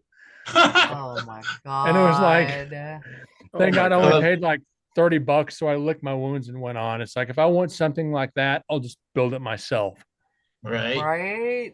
Oh my So god. I don't remember how many years ago. It was probably about 7 years ago that there was a big show. They brought in different ghost hunting teams, big teams. I know Ghost Bros was one of them, or Ghost Brothers, whatever they were called. And I know Amy and Adam were on there and some different ones. But one of them had a debit box and they were like, we're going to open it live on TV. Did you guys watch that? Did you see what was in the debit box? No. It was a cake of ramen noodles. I did not see that. That's Oh, hilarious. no. Yeah, they don't show that particular one anymore. But yes, it was a cake of ramen noodles, and it's become a big joke. Oh my I follow god. Craig and Dana Newkirk on a bunch of stuff, and they do a haunted ramen project, and it's based because they were there with Amy and Adam. They call it the haunted ramen project, where we try to haunt a cake of ramen, basically a package of ramen, and like the Nice. Philip experiment thing, kind of. You Use know, they I- kind of segue. Oh, go ahead, Incarnate. ramen as a planchette on the Ouija board and just be like, I have seen the Dybbuk box. A conference that I hosted, or my team, our team I was on hosted about 14 years ago. Guy by the name of Jason Haxton owned the Dybbuk box at that point. He was a presenter at our conference, and he brought, I still don't know if he brought the original. I think he kept saying it was the original, but I think it might have been a facsimile of it. But whichever, I've seen the Dybbuk box firsthand, and I kind of reached far. I said, "Can I open the door?" He goes, "No." Almost like slap my hand. I'm like, "What the hell?" He said, "No, you don't know what's in there. There's a genie or whatever the hell it was. There's a monster in there." I'm like, "Okay, They whatever." take a ramen in there. Well, yeah, but I didn't know at the time. But They took and put it through a CAT scan machine, and it had a used like a Yankee candle in it, one of the three wick. oh yeah. Mhm. Yeah. Yeah, and the guy that did the original Dybbuk box came out and said, "Yeah, I totally made this up. Dybbuk is not. It's not a thing. It's not a thing." Yeah, that was. I'm looking up right now. I was trying to remember the guy's name, Jason Haxton, who I knew. Kevin Manis was that guy's name. Yeah. 2001, and then Joseph Nitsky, then Jason owned it, and then Zach owned it. I don't know who's got it now. It's I still think in it's Zach's museum. Is it yeah, still it's in his his museum? Yeah. Okay. Yep. It's still in fake. his It's totally museum. fake. I love it. It's So he actually shut down the room when the salt line around the box was broken. They actually shut down the room. Oh, Fun. wow. Oh my God. I've heard that And who there's did a that museum benefit? section. Who did that benefit? That benefited the museum because we've got Mhm. this truly haunted thing here, that's really gonna Well, Mhm. be I've dangerous. I've been to the museum 7 times. Uh-huh. The last time I went, I'll never go back after what happened. I started getting affected really bad. When in the jail room, which is where Manson's painting with his ashes is in one of the serial killer's glasses, a couple other things. And the tour guides knew me at the point by name because of the former doorman, Angry Joe. If you've watched Ghost Adventures, he did Bonnie Springs Ranch. He was Zach's doorman for years. So all the guides would use me as bait. And got down to the jail room and I kind of stepped back in the crowd and I leaned against the wall and the guide was like, Brent, it's like, leave me alone. It's like, are you okay? It's like, no, I feel like hurting somebody. What? It's like, I feel like hurting somebody. Leave me be. They called one of the guides down and stayed with me for the rest of the tour. So Wow. what is in that museum? 80% of it is legit. The rest of it, take it as you will. Yeah. But it was like, she stayed with me through every room. She's like, Brent, are you okay? It's like, leave me be. I'm okay. She's like, I'm staying with you. And the rest of the group was like, Mm. is he okay? It's like, What the hell's wrong with him? so they kept me back about 6 feet behind everybody else. It's like I wanted to hurt somebody. So when you say the Dybbuk box, yeah, there's energy off of it, but what they say it is, Yeah. no, Yeah. no. Again, hype. Mm. Make some money Well, off of it. That's No. kind of like a Plus, segue. people, Go ahead. scared of something, looking at something, it's going to pour energy into it. Something's Yeah. going to, Yeah. The most put it. legit thing in there is Peggy the doll. Really? Peggy is the first couple times I went in, and like it was like third or fourth time I was with the group, and the guy was like, Brent, go in first. And you always introduce yourself to Peggy. Hey, say hi to Peggy. Walk in, they have the spirit box going. Hey, Peggy, good to see you again. How you doing? And all of a sudden the stack disappeared. Hi, Brent. Love it. Wow. The rest of the group would not go in that room. That's They're all fun. at the doorway going, it's like from a distance. I walked down, the guide was like, thanks a lot, Brent. It's like, you told me to go in first. It was like, oh my God, here we go. I Ghost still bait. would have been like pushing my way to the front of that group trying to get in that. Oh yeah, any one of us would, but everybody else. Yeah. And when they find out, if you go to the museum and they find out you're a paranormal investigator, everybody waiting in line wants to be on your group. Yeah. Yeah. Wear your team shirt. The guides, yes. they'll see it and they'll be like, how long you been doing it? It's like, okay, been doing it this way. And everybody's like, we got an investigator here. Who wants to go in there? Go on his team, go on his group. It's like everybody's like, Everybody sounds good. So, yep. Now you got And 400 they- people We're in your actually group. going yeah. to Vegas in September, and I hope we get to go into. I would really like to see. let me know. I'll tag along if you want. Sweet. That sounds like fun. It does sound like fun. We're gonna be there we're going on the 17th and we're coming back the 20th. I'm hoping at least one of those days I get to go to the museum. Do the because- VIP tour. It's more money, but it's worth it. Really? But we might have to do if you want to spend, do the book the flashlight tour. Ooh. Now they'll give you a camera, but they give you I think a Polaroid.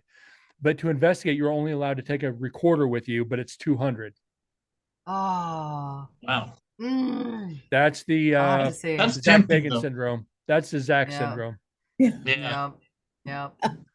But segueing into that a little bit, I want to ask you guys about some of these youngsters out there that are really big on YouTube that are doing paranormal investigation.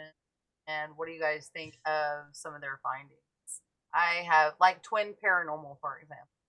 I have a lot of people saying, "Oh, Twin Paranormal, it's great," and they catch so much stuff. But I've watched a couple of their episodes, and it's like, these kids are scamming people. What the hell are they doing?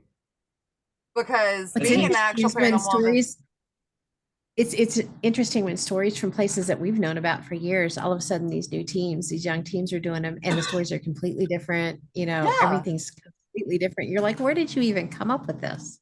right? I watched one from the Abbey. I can't remember who it was, but they were telling a story about what was on the fourth floor, and I was like, no. And I texted Dennis right away. I was like, did you tell him this shit?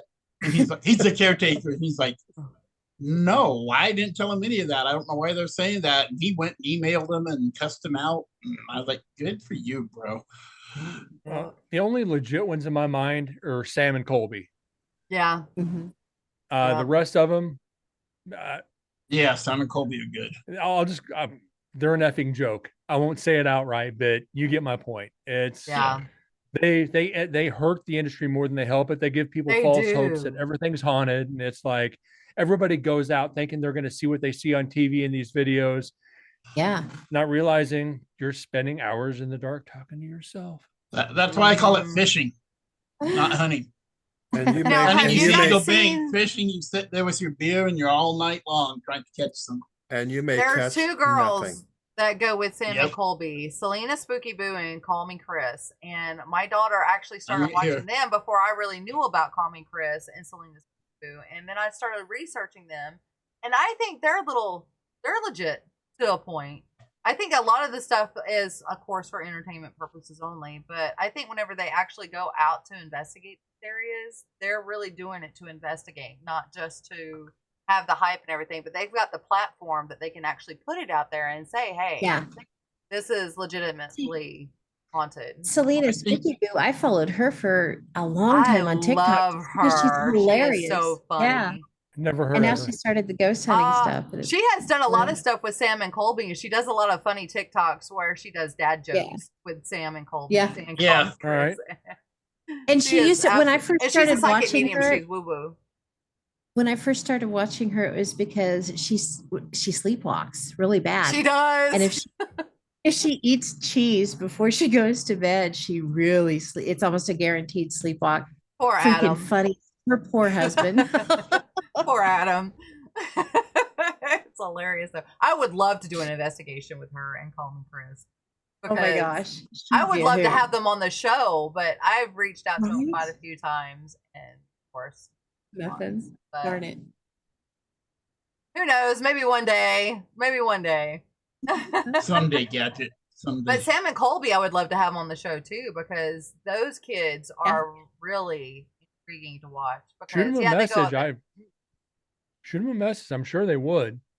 Oh, I would have to. I'll have to and see if I can get them on a muck and on Exploring the Paranormal Perspective, because I would love to have That'd them be on the really show just to cool. pick their brains and see what got them in at such a young age. Because I was 30 before I thought about doing any kind of paranormal investigating. I mean, yeah, when I was younger, I was all into the horror and the vampires and everything else like that. But I never thought to go out and investigate ghosts until I started, going back in my head of, wow, this stuff happened to me, and I didn't even think about it until now. Right. And then Same. my mom was telling me a bunch of ghost stories that happened to her and my aunt, who was practicing black magic at a certain amount of time. I was like, Wow. holy shit. That's You're crazy. just now telling me this? I was 32 when I started in the field, and I've been seeing stuff since my grandma passed away when I was like 6. So I never really thought about investigating it. Now I'm like, I could have been doing this my entire life. Yeah. Right? I've never done anything Exactly. serious. And then it was, I hate to be the one that's out there all the time saying, it was Ghost Adventures and Ghost Hunters that really got me into it. But it was the Nick Groff's episodes that really got me into it and really got me thinking, maybe the situation that happened was paranormal and not just my imagination. So I think I'm going to go out and investigate and do this. And Just been doing it I ever started since. about a year before Ghost Adventures did the Mizpah. Show you how long ago it was. The team I was with, which had been my second team, was the team that actually helped Ghost Adventures with a Ms. Pa, Oh, nice. Oh. which was Vegas Valley Paranormal. So you kind of got that whole 6 degrees of Kevin Bacon thing. And like I said, because I joined around the time, I was told some secrets and stuff. Do I really want to out the entire paranormal industry with this one? Yeah. Do it. Yeah. Do it. Since I didn't sign the paperwork, I can do it. The evidence, and this is we all might get some shit for this. What you see on TV, on the shows, yes, it's real evidence, but it might not be their evidence. What they do is they find a local team who has done a location, numerous times. You share the evidence with them, and you sign NDAs saying you won't kind of reveal it, but they'll use another team's evidence on the show if they don't get any evidence on that investigation. So, like me hearing a little girl singing "Ring Around the Rosie" in the Abbey, if somebody came and investigated and they asked me that, they would use that as their own evidence.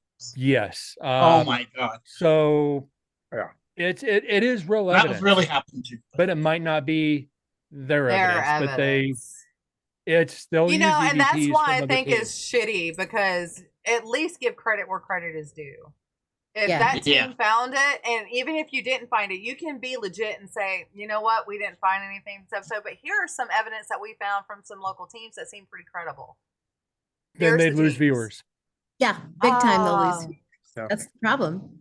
I've got Well, see, that's not how I over- work, and I think I would gain more viewers with being honest than being deceptive. Yeah, but nobody's paying us either. There you go. I've probably got 10,000 That's true. EVPs in my library. If they want to use them, they're going to pay me to use them on air. Yeah. I will not. Exactly. And I've years ago, I was actually approached to do a show. I told them I will not fake evidence. I will not do anything scripted. It will be 100% true. As boring as it may be, I will not do anything because I will not damage myself. Exactly. And I never heard back from them. They're like, no. I was like, Yeah, they can't, See, and can't sell it. that's They can't. But that's what's bad about our paranormal world, because right now you've got us that legitimately do investigations, that show the evidence, that prove that paranormal does exist and it is out there, and then you get these other companies, Hollywood, We just have better that marketing than wants- we have. True, but at the same time, they're also like, my image of Zach Bagans and Ghost Adventures and my image of Ghost Hunters has really dropped dramatically since I found out a whole bunch of stuff about them. And it's like, I couldn't tell you the last time I watched any. I haven't Ghost even hunting. watched them. I don't watch them anymore. I just shake my head at them since I Yeah. started doing it myself. I'm just I watch them to go to sleep. Yeah, right? I look at them now and I'm just kind of like, no. You know, I liked them when they first started, and then I like Ghost Adventures because they would start off with the history of a location, and when they Yeah. got the history, I'd turn it off. And now I that's oh my gosh, Well, probably remember, 8 or more years since I watched it. they went in stages. When they first started, it was haunted or Yeah. it wasn't haunted. Yeah, Then Right. it started leaning everything's haunted. Then it went, okay, then everything's haunted. demonic. Then it was evil. Then Yeah. it went to Uh-huh. demonic. And then it was haunted objects, and it was evil locations. And now they've backed off and started going back around To their roots. to their roots. It's not haunted, but it's not haunted. It's like it is, but it isn't. And Dude, that's what they need to do. Yeah. They need to circle back around, because honestly, even people who are not in the field are getting sick and tired of everything's freaking evil. yeah. Yeah. And Yeah, I think that definitely. don't help the field at all either. with Now, everything. for you guys, I've got a question for you. How long have you been in the field, and how many investigations did you actually have a demonic? 14 20 years years. and none. 20 years, 0, but I've had a couple of scary moments. 26. I have That- not had any scary moments either. I've had a couple of them that are assholes, but if you're an asshole in life, you're an asshole in death. So Oh, I'm not counting all those. There's a lot of them. One. I started in One. 1989 is when I started when Wow. the ghost hunting shows. We've had 2 cases that we don't know what they were. We turned them over to the Catholic Church and let them deal with it. Wow. Like the one I had, I was in the field maybe 3 years. It was on Ghost Adventures.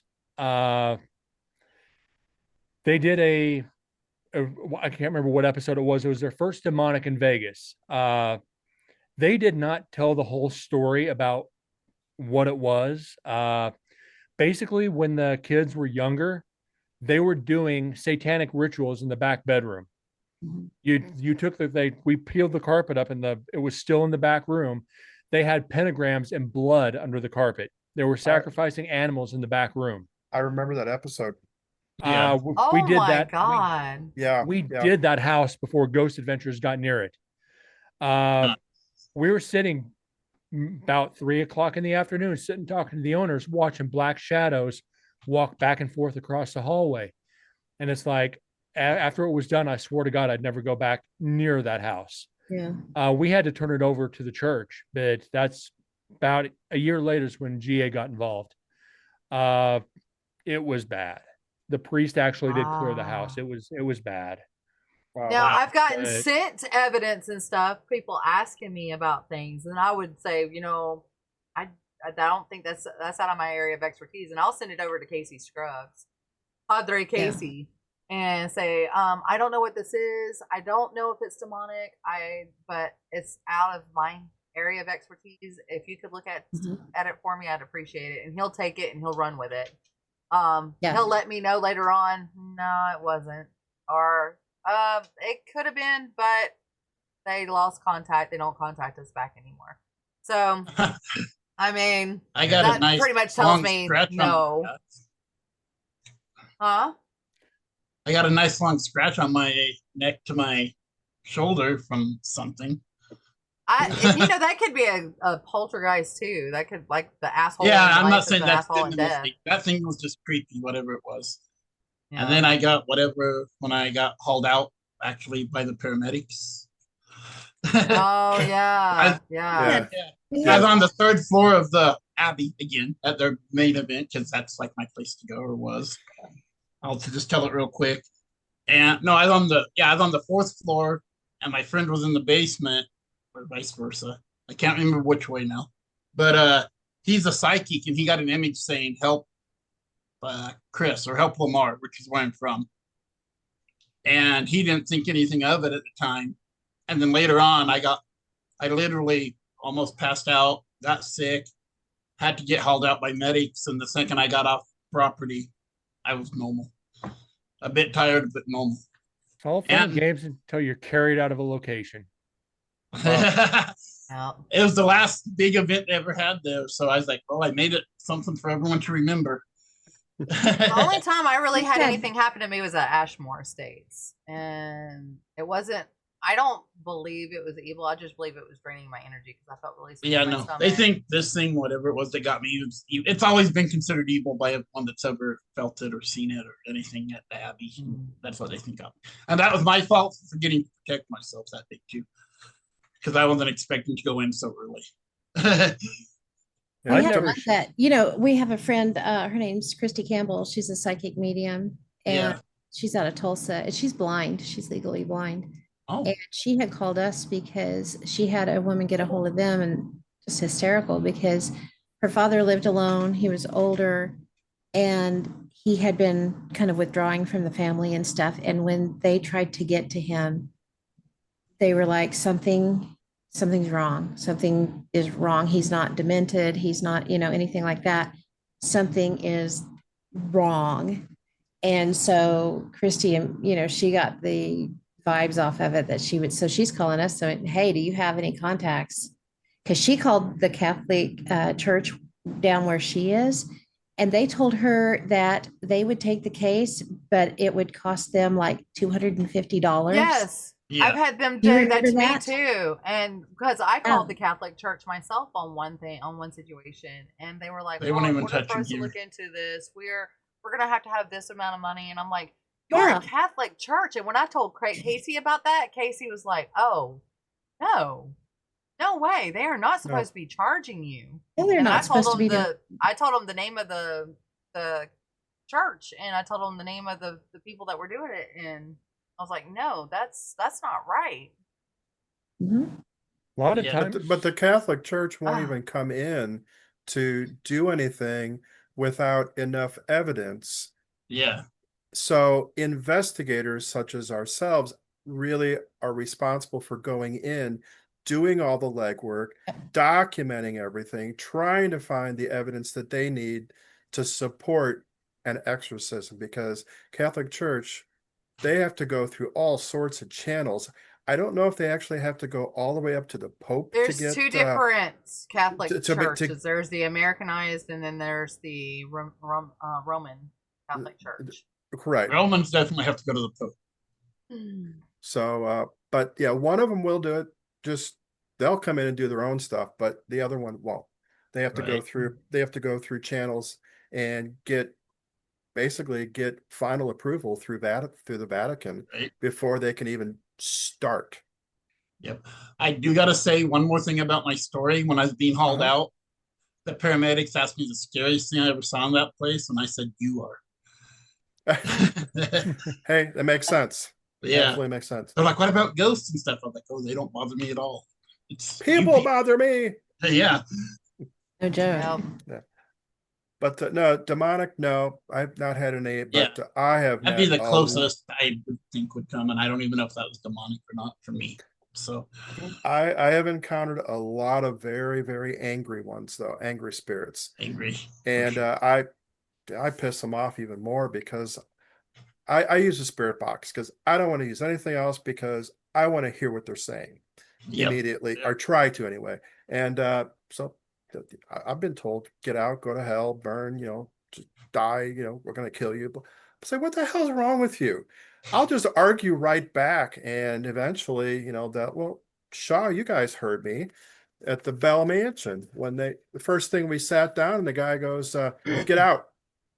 Why? And I'm like, hell no, why? We just got here. What's wrong with you? By the time, 15 minutes? Our session, whatever it was. By the time we got done, they were telling us thank you, goodbye, have a great day, Yep. good night. It's like, it was amazing. But no, yeah, like I said, I've had a lot of angry ones, but I'll just call them out. I've been cursed out. I'm like, all right, just stop it now. But there Right. was a couple of them that and it was jealousy and anger that I was experiencing from a spirit. Ooh. Actually, it felt like a rod was going through my chest. And I'm Wow. like, what the hell is this guy doing? Because I knew I could sense him, and I knew I had actually heard two sets of footsteps coming through the gym. I'm sitting there with my eyes closed, trying to envision what's going on. And a woman's voice came through the spirit box. And I said, hi, how you doing? She goes, I'm fine. So I just kind of said, can you? And I heard her walk up, and I knew she was standing to my left. The people around me heard footsteps coming around. So I had confirmation, yes. And I was really cold my left side. And there was a psychic there who actually could see what was going on. Why she didn't say anything, I don't know. But I said, hey, can you show me what you look like? So again, my eyes closed, vision of her. I said, oh my God, you're beautiful. And Sorry. the guy's voice came through the spirit box. leave her alone. I'm like, oh shit. I'm in deep doo-doo now. So I'm thinking this, and I'm like, hey, what's going on? And I hear these heavy footsteps on my right. And the people in the room, it's like maybe 10, 15 people leaning up against the wall. I'm in the middle of the room, a gymnasium, and they're like, yeah, we're hearing footsteps to your right. I say, yeah, I hear them too. The guy, apparently, I knew it was a guy, the heavy footsteps. He's now to my right. So I'm still eyes closed the whole session. I'm like, so and so, whatever her name was, what's going on? I'm hurting. uh she goes, well, I said, no, what the hell's going on? She said, well, there's the ladies on your left, there's a guy on your right. I said, okay, what are they doing? They're arguing. And I'm like, oh hell. I said, she is trying to keep you between he and her. I'm like, Oh, stop, geez. stop. Next thing we're hearing all these curse words coming out of the spirit box. And I'm like, dude, just stop. And then I'm feeling this pain. Like I said, it feels like a 1-inch rod, or I'm sorry, Brian, try again, a 1/2-inch rod being pushed through my chest. And I said, dude, get the hell away from me. This is stupid. And then I feel my neck being squeezed. I said, get your hands off me. And the psychic, I hear her yelling. So I open my eyes and say, I don't know what the hell you're doing to her, but leave her alone. Get the hell out of here. Go back to hell where you came from, blah, blah, blah, blah, blah. I said, this session's over. Our session lasted about 20 minutes. So everybody left the room. I said, everybody out, just leave. All the guests, just get out. We'll come back later when things are calmed down. So we pack up all of our stuff. We go over by the stage area by where we came in. And the psychic, another tour guide, and myself are standing there. We are hearing all hell break loose on the other side of the gym. We're hearing things crashing against the wall, like furniture, glass, just there's nobody in there, but we're just hearing all this noise. And I turned to the psychic and said, what the hell was that guy doing to me? She said, he was standing right in front of you going like this. That's my woman. And I'm like, I was getting the brunt of it. I'm like, what the hell? So yeah. So you're showing his finger, basically.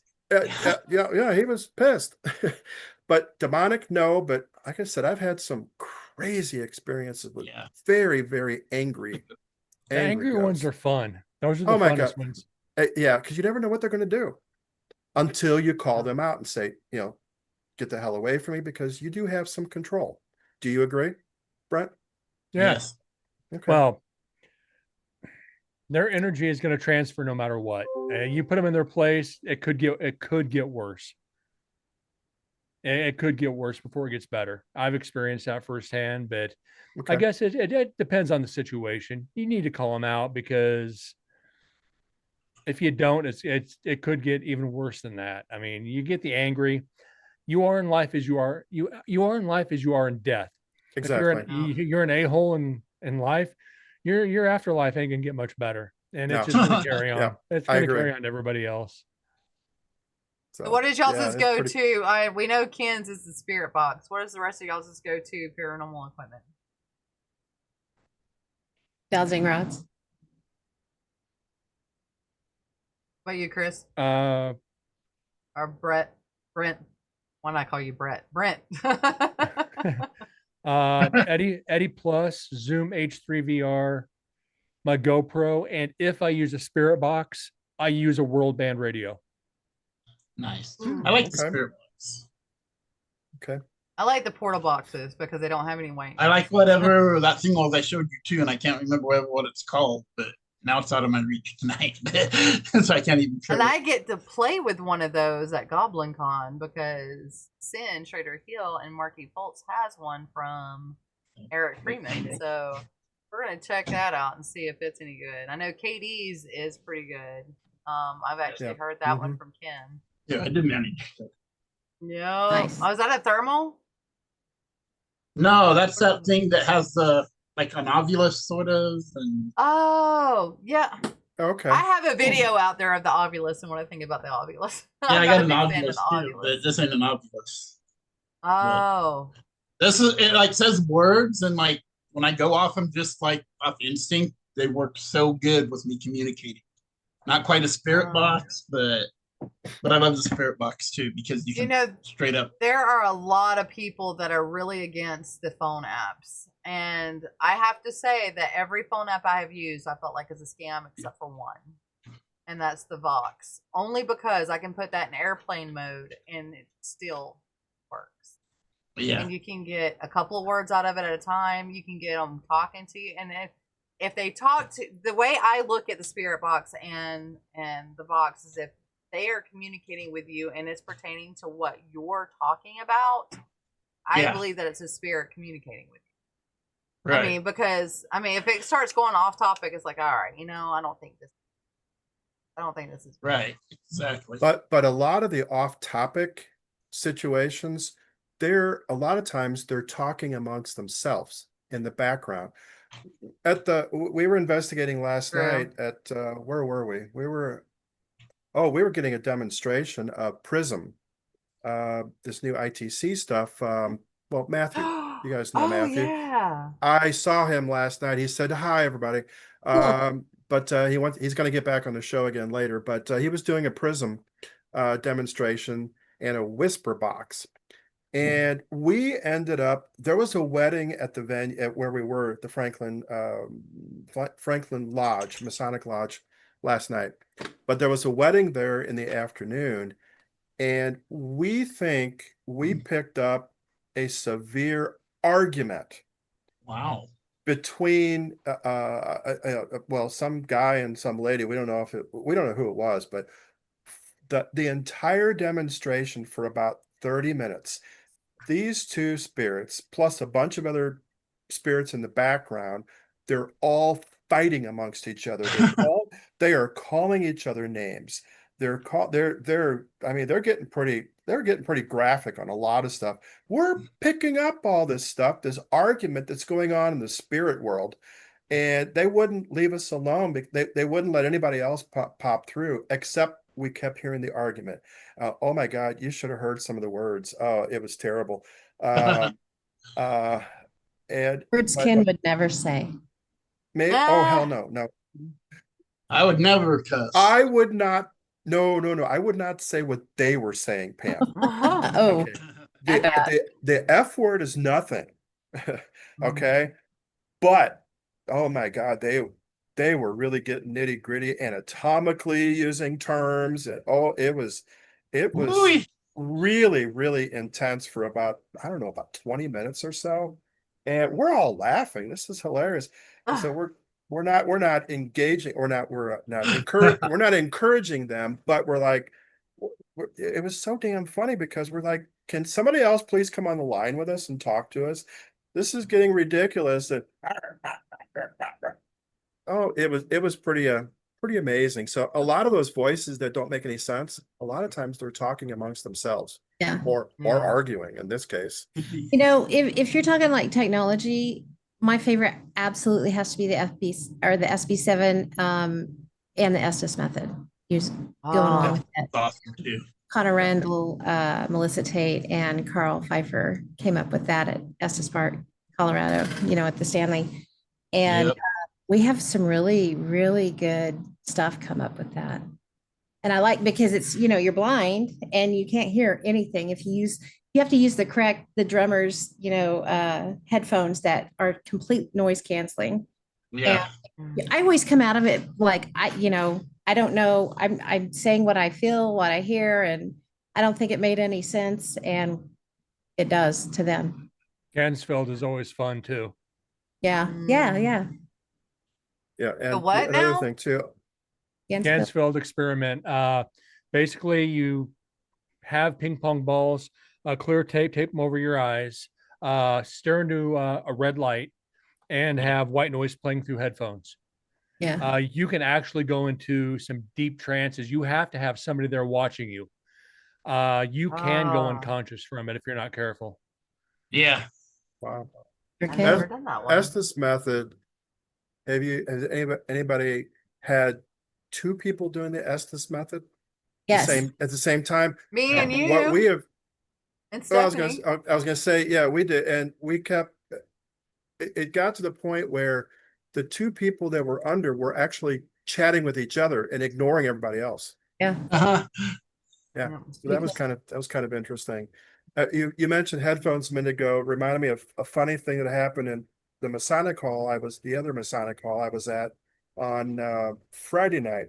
I did 3 investigations over the weekend and the after hour stuff, but I'm getting ready to pack all my stuff away, and I have just in I got a backpack that I just carry everything in, and I had my headphones were still sitting on one of the little steps I was sitting on, and I went to reach for it, and a voice came over the spirit box and said, get your ear covers. Ear I covers. started That's I awesome. started laughing, and I'm like, I reached out and grabbed, I said, "You mean my headphones? These are called headphones." Oh, so Oh. I'm like, oh my God, I hope that I recorded that because it was the funniest damn thing. But yeah, get your ear covers. Ear Oh I'm my like, God. ear covers, yeah. But that's they didn't know what Point they of were called. reference. Yeah. Yeah, I mean the place Yeah. had been around since what, 1830s or 1850s or Yep. something like What that. it looked like to them. Yep. Yeah, they're ear covers. It's just like So, the ancient alien thing. Come on. you know, So does anybody have yeah. anything else to contribute towards the fraud Just- and the scams? I was going to touch on what Ken had said there a few minutes ago about spirits saying interesting things. I Yeah. was worried. I was streaming evidence, and I thought I was going to lose my account for what came through the EVP Oh at the no. prison. And we're out at the Native American ceremonial area, and we had one of the other team members had brought her ex-husband, a black gentleman, real nice guy.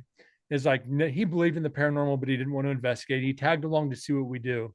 So we're out there, and it's all of a sudden it's like we're asking questions, and all of a sudden is get that blank out of here. Ooh. Blazing Saddles. Yeah. Oh. Yes. All you gotta say is Blazing And Saddles. That's it all you was gotta about say. as clear as you're hearing me talking. Yeah. And all of a sudden, I pause the audio. I'm like, Twitch, YouTube, this is out of my control. These are EVPs caught on paranormal investigations. This is no way a racial slur or directed towards any of my viewers or anybody watching. I had to put an immediate disclaimer on it. Thank God I didn't get tagged for, Right. Oh my it's like goodness. I'm sitting there going, Wow. Yeah. Wow. the I viewers have are two going, friends that come on all the time that we play games together, and they're going at each other constantly. And I'm like, guys, you can see what they look like. This is not me. right. But it's I was so scared for like 3 months that they were gonna pull my account. I was like going, I Oh would my have been. god. No joke. I it's have like, a friend it's of mine not that actually comes on and be like, "Yes, master," and I'm like, "Don't do that! Don't do that! Not on stream." He's like, "Yes, master. I won't, master." I'm like, "You are horrible. Stop." it's you do prisons, and you guys who have done prisons, Oh, yeah. you can't control what you're getting. No, Yeah. you can't at all. No. I'll No. kill you, I'll hurt you, get out of here, leave. Yeah. It's like Die. it's, I've been called the C Oh. word. I've been called the B word. I've been called freak. I have been called every name you can possibly think of. I remember the And freak. it's like Those the freak to me is an endearment from some of them because I look at Those me first back in the two- those day, first women two don't that you look like mentioned, this. first two words you mentioned came out in that argument yesterday. Those were only two of the words. Oh. But the B word, they must have said that 100 times Hmm. within 20 minutes. Very clearly, Wow. just very clearly and very loud, because that was a huge argument. I'm like, I've never seen that before. I mean, I've tapped into a party one time, and I ended up having a conversation with these people, and the audio is lost. It never recorded. It recorded, but it recorded nothing. It just blank. But we were asking questions. What are you eating? What are you drinking? What are you listening to? They were telling us everything. They told us the whole menu. They told us all the people, not people's names, but who some of the people were. What they told us the date of the event. We went back and checked. Sure the hell enough, they told us all the details correctly for that particular date. Tuesday, May 8th, or whatever. And then, but they were telling us food, desserts, drinks. You guys partying? We could hear people laughing and music in the background. It was an amazing conversation. And of course, it's never there. It's not there. Of course not. So it was a personal experience. pretty much close to the same thing at Madame Tussauds. Got to investigate that. We were invited. It was basically take the employees on a ghost hunt. And where Madame Tussauds sits is on the grounds of the old Copacabana room at the Sands Hotel, which is Okay. now the Venetian. Where Madame Tussauds is where the Copa room was. So all the, the 40s and 50s, Yeah. piano music and, Sinatra style music and, hear the laughter and hear, the partying. It's like, It's amazing, isn't it? it's That's creepy. You're hearing that when you're listening to it going, it was dead quiet in there. The only thing you could hear is the AC because they have to keep it on for the wax figures. Yeah. And the only other Wow. like evidence we got out of there, we actually had 2 of their employees quit because of the evidence we got. Wow. And Really? my favorite out of there was got an EVP from Tupac. That was actually pretty cool. Nice. Nice. I've been by where he got shot. My niece took me there the first thing when I landed. I was less than a block away when he got shot. Wow. I Yeah. actually heard the gunfire. Wow. Wow. Oh my god. We won't get into that because I can't even discuss this one. Yeah, yeah, Oh my yeah. No, I God. understand that. No, it's my mom's friends were the lead detectives on the case. Yeah. But Oh, it's like I was like, wow. Tupac statue was the last one as you're leaving the Tussauds. It's like, I Yeah. wonder, and right before I turned off the recorder, I was like, I wonder if Tupac's here. And like 20 seconds later, I turned it off. Going back reviewing, it's like, yo, I'm right here. It was like, Oh wow, that's cool. oh my God. Still releasing Well, albums. Well, you're in Nevada, right? Vegas, Yeah. yeah. Okay, I was gonna say I have 6 more states to go, and you guys are one of them. I've got to get out there. I Yeah, have not been there yet. same. I got to throw warning at you. Do not wear anything paranormal related in the hotels. They will ask you to leave. Really? I was actually Really? I was escorted out of the Luxor. That's where I'm going to wow. be staying is the Luxor. I had a friend come in from Missouri. She was she used to live in Joplin. So Okay. she came out, wanted to show her some haunted areas. I had my team shirt on. I took her to the Luxor where I showed her the spot where somebody had jumped because they used to have suicide a week in there. Yeah. And security's like, what are you doing? Showing where somebody jumped. He's like, what do you mean? Carpet's not matching, paint's not matching. It's obvious. It's like, you need to leave. It's like, I'm not doing anything wrong. He goes, we don't want your kind in here. We know what you're we don't want you investigating. It's like, I'm not investigating. I'm just showing her. He goes, we don't even want that publicity in here. You need to leave. Wow. And they got on the radio and they had like 3 other guards escort us out the front door. Wow. So I can't wear my hat. Nothing, right? You got it. I'd be careful. Shit, if you did. I was going to wear my 'cause that's- shit. that's and the I'm only- glad. Because that's the they'll, only, they'll yeah. follow you. They'll at least follow you. It's like, I'm not investigating. I'm just passing through. But this Okay. was 10 years ago, 12 years ago. And like I said, they'll let you go in and investigate bodies and Titanic, but it's like after hours and you pretty much got to go plain clothes to the casino. You got to pay to go. Wow. I want to investigate the Titanic exhibit, something fierce, but like just get a room and just investigate inside the room. Don't go outside. Not I've that you done need. that. Well, I'm planning I've on done that investigating in my many room, even places. though my husband's going to be with me. He's going to be like, what are you doing? I'm like, I am in Vegas. What do you think I'm going to Cost him a do? couple $100 and tell him to go play the slots. He doesn't do slots. He doesn't But there's gamble. a couple places. I mean, I used to investigate all the time, and it was basically you can't reveal where it is because of Yeah. the people who are involved during the day. Yeah. It's like you can share the evidence as audio only. Yeah. Oh, Yeah, yeah. can't like this the Luxor. I've seen that before. Yeah. I don't No. mind it. I mean, it's audio. Yeah. Yeah. Exactly. You can get more audio than anything else anyway. So There you Yeah. go. Yeah. And I'm going to be live a nice. lot of the times anyway because we're going for a friend's birthday, and his friend wants to watch and be involved, even though he can't come. So I was like, well, I'll go live, and you'll get to there's see us all live stream over. it. That's Oh. that people do that all. People live stream gambling at the tables. So as long as you're not investigating, they're not going to bother you.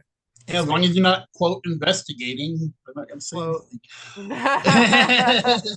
Or I'm not or investigating. What are you talking video about? Is there while you're anybody here? gambling, yeah. Like I did Bugsy Siegel's chapel at the Flamingo.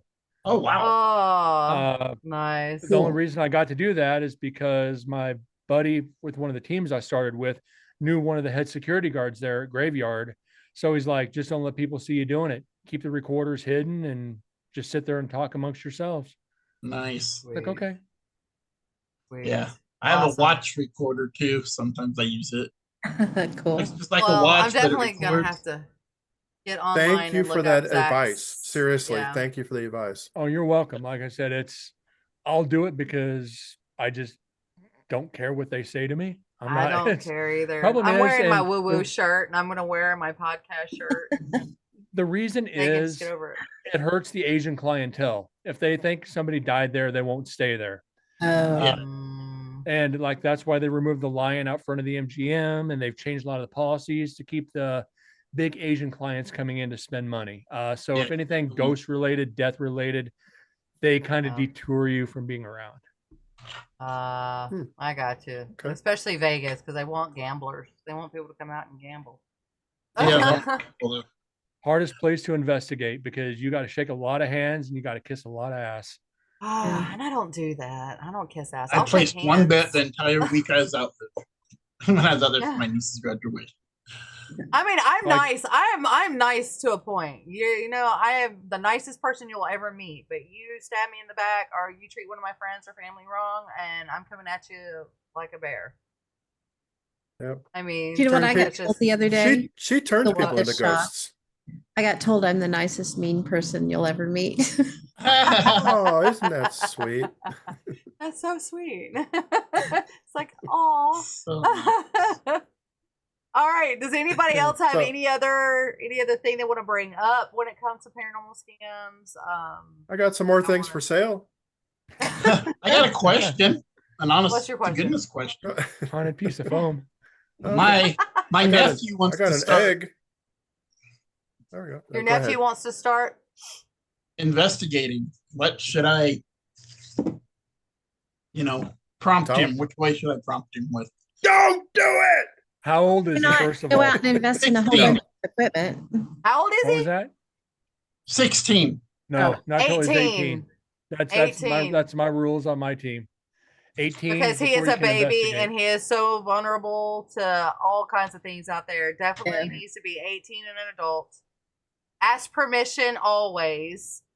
Well, and yeah. the best Do thing to not start off trespass. with is digital recorder Yeah. and a video camera.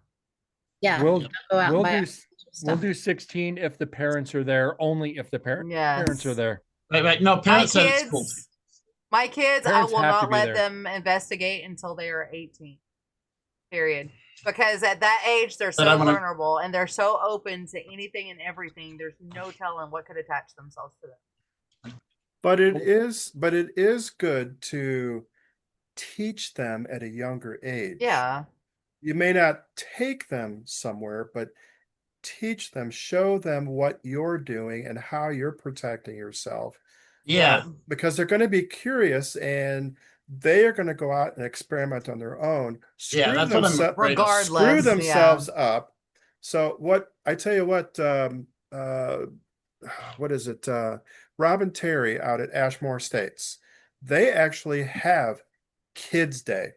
Yep, they do. Several times a year. They have to have a guardian with them, but they have little kids out there and they show them what it's kind of like. But that's really a safe that's really a safe zone. Yeah. I've not experienced Ashmore Estates is really good. anything.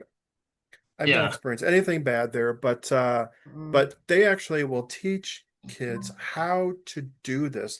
They have classes all day long.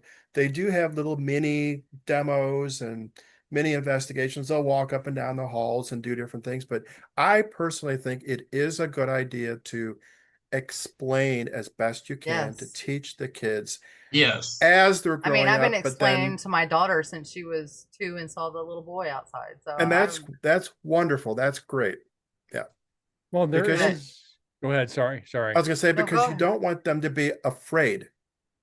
So go ahead. There is an end around to it. 15, 16-year-olds, they can be there, but they're gear mules. They haul all the gear. They help set up the gear. They help set it up, break Absolutely, it he down. would. That way they know how each piece of equipment works. Teach Yeah. them Yep. young Okay. to use the equipment. They don't investigate, but they help with the gear. that there's an Yeah. end around for theirs. That way they learn and they're a part of the team.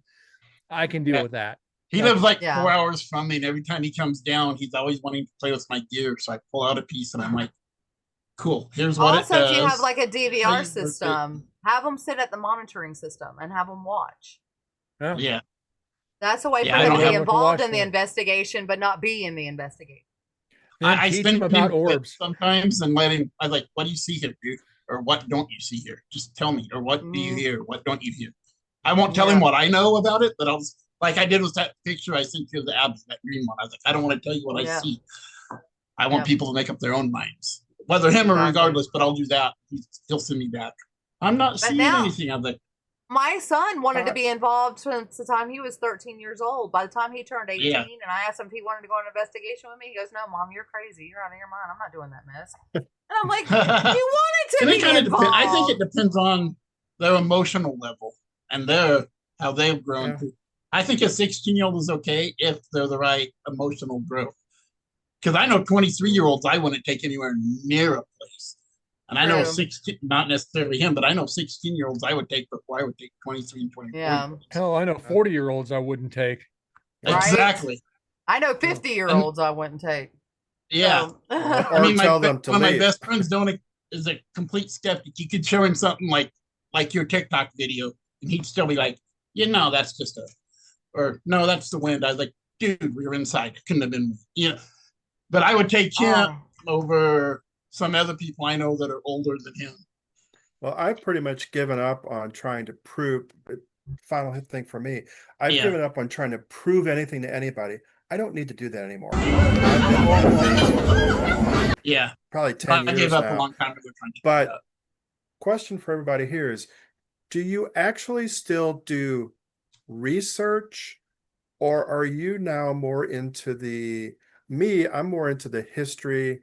So I call myself a parahistorian. I like I'm more into the history and then trying to capture evidence to support what I think I know at this point, to present that. But is it just, it's getting more fun for me now, as opposed to really doing what I call research, because I don't need to prove it to myself anymore. And a lot of people don't believe you anyway. So I'm like, Yeah. why? I'm not doing this for you. I'm doing it for I'm not going to say entertainment, but education. For the Yeah. education. The reason I like the research, but I was a history major in college, so I love doing the research and that's always fun to me. Sometimes things are hard to find out, but I love not as bad seeing now. the But when I first began, architecture, really, and I love Yeah, and I being love- at the location, and then I love investigating, and then I love the history. So it's more architecture, art, because I'm artistic. I went to school for web design and interactive media. Part of it was art history, and I absolutely fell in love with it. And so I love going to see the architecture and the design and the love that was put into the place that was built. And then I love doing the Yes. investigating of it. And then I love looking into the history and seeing everything that is involved with that location. So, Yeah. but that's just me. I'm a librarian, so typical librarian. there you go. Well, how did I historian. do this? I mean, you had the plumbers out there who are investigators. Me, I have I got a CPA license, and I've got a lot of IT experience, like 30 years plus in both of those. It's like, how the hell did I get into this stuff? But it's because I don't love I thank you. I love the history. I love the excitement of actually talking to people. That's why people will ask me too, hey, I won't use a Ouija board. I'm like, I will. They go, what? I said, yeah, I will. I have. I don't care. But I don't. I'm like, see, you're afraid of it. I said, no, it's because it's too damn slow. Yeah. To me, it's just another piece of equipment. Exactly. I mean, anything you do, we're talking about it tonight. We've already opened ourselves up to it. Yeah. So what's the difference? So I mean, I'll use an app. I'll use Spirit Box or some ITC type equipment. Really You gotta use fascinating. Ghost Radar. Come on. No, I'm kidding. I'm totally kidding. I have it. I still have wherever my phone is. I still have it on my phone. I can't believe you mentioned that. Oh my God. That's the It first was piece. the first That's thing the I first ever one I've got. ever got. First one I've ever got. That's Yeah, the first one anybody ever got. because that's all it was. Yeah. Well, I So I got a found that legit TikTok response when off y'all of want to it look one at it. Let time. me know. Yeah. But Oh, real absolutely. quick, when I like Go ahead. going into locations blind, then do the history so I can match Yes. the evidence to the history. Yes. Unless it's a Exactly. real fascinating location, then I'll do the history first. Like the Yeah. first time I did the Nevada State Prison, I did basic history on it. I didn't look up anybody, executed until I got to the prison. Then they shared some names because, like I said, if you're subconsciously imprinting evidence onto the recorders, I can match it up to physical history. And Mhm. Right. then once I can match it up, then I'll go in and do the history and see if I can dig deeper for the next investigation. If I do it, like I said, the prison I've done 5 times, the more history I learn, the more I can talk to the spirits and relate to them for future investigations. So Yeah. Makes sense. there's that. Do it all the time.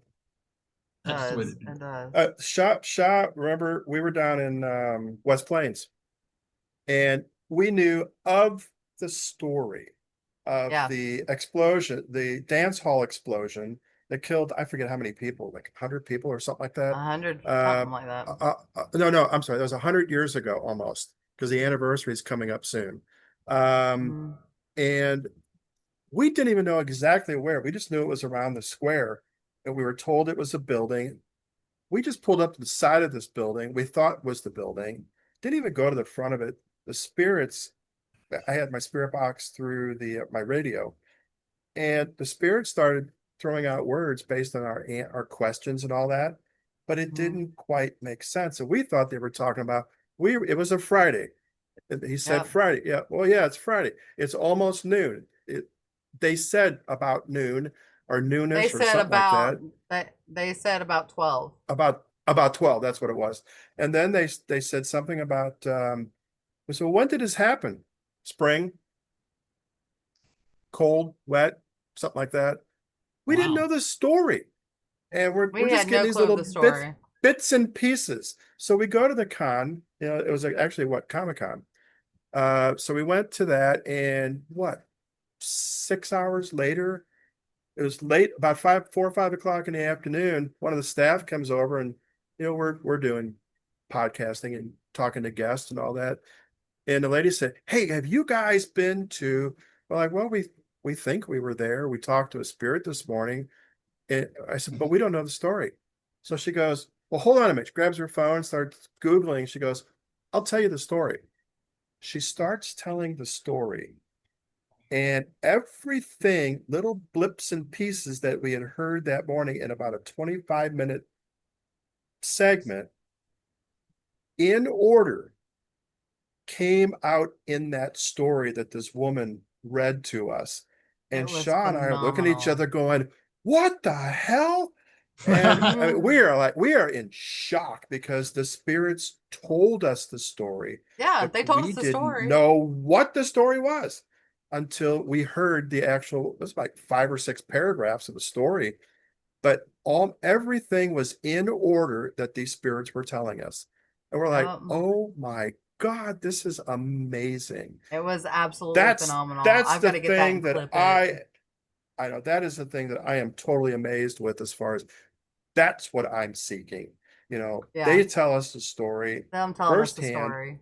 and then you can corroborate it, just like you were saying about what you do at the prison. Right. So And Okay. I'm still kind of recovering from that. Like I said, it's been over a year and a half now, and I'm still That's with the crazy. repercussions on it. really, Quick story on that. They shut me in the execution chamber for almost an hour.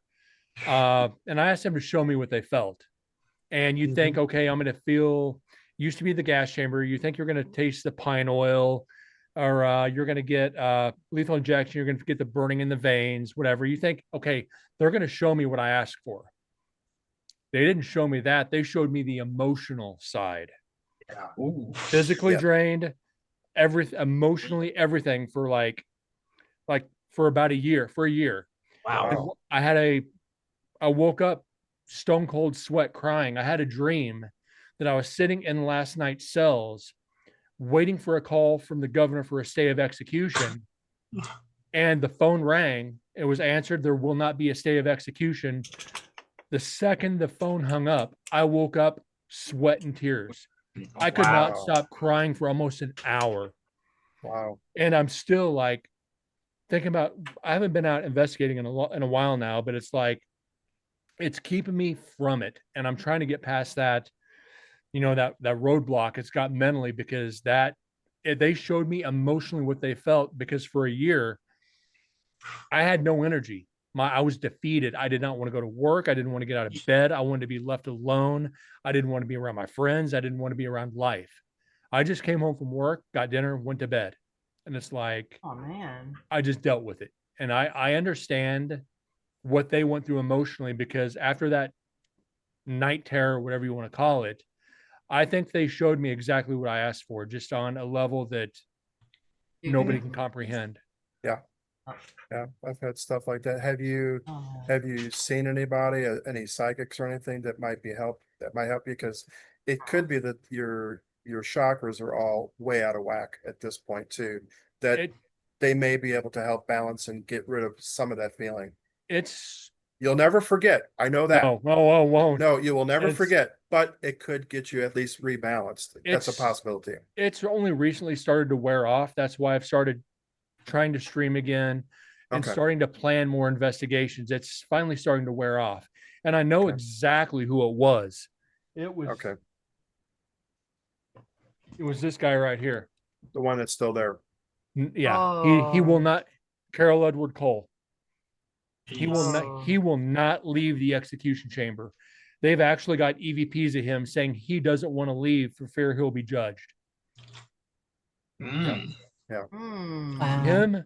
Him, David Blackwell, which they got on Destination Fear, Jesse Bishop, and I forget the other guy's name, are still there. And Jesse Bishop is this guy right here. Oh. Which his last words, you won't be the reason you will not be the one to take me out.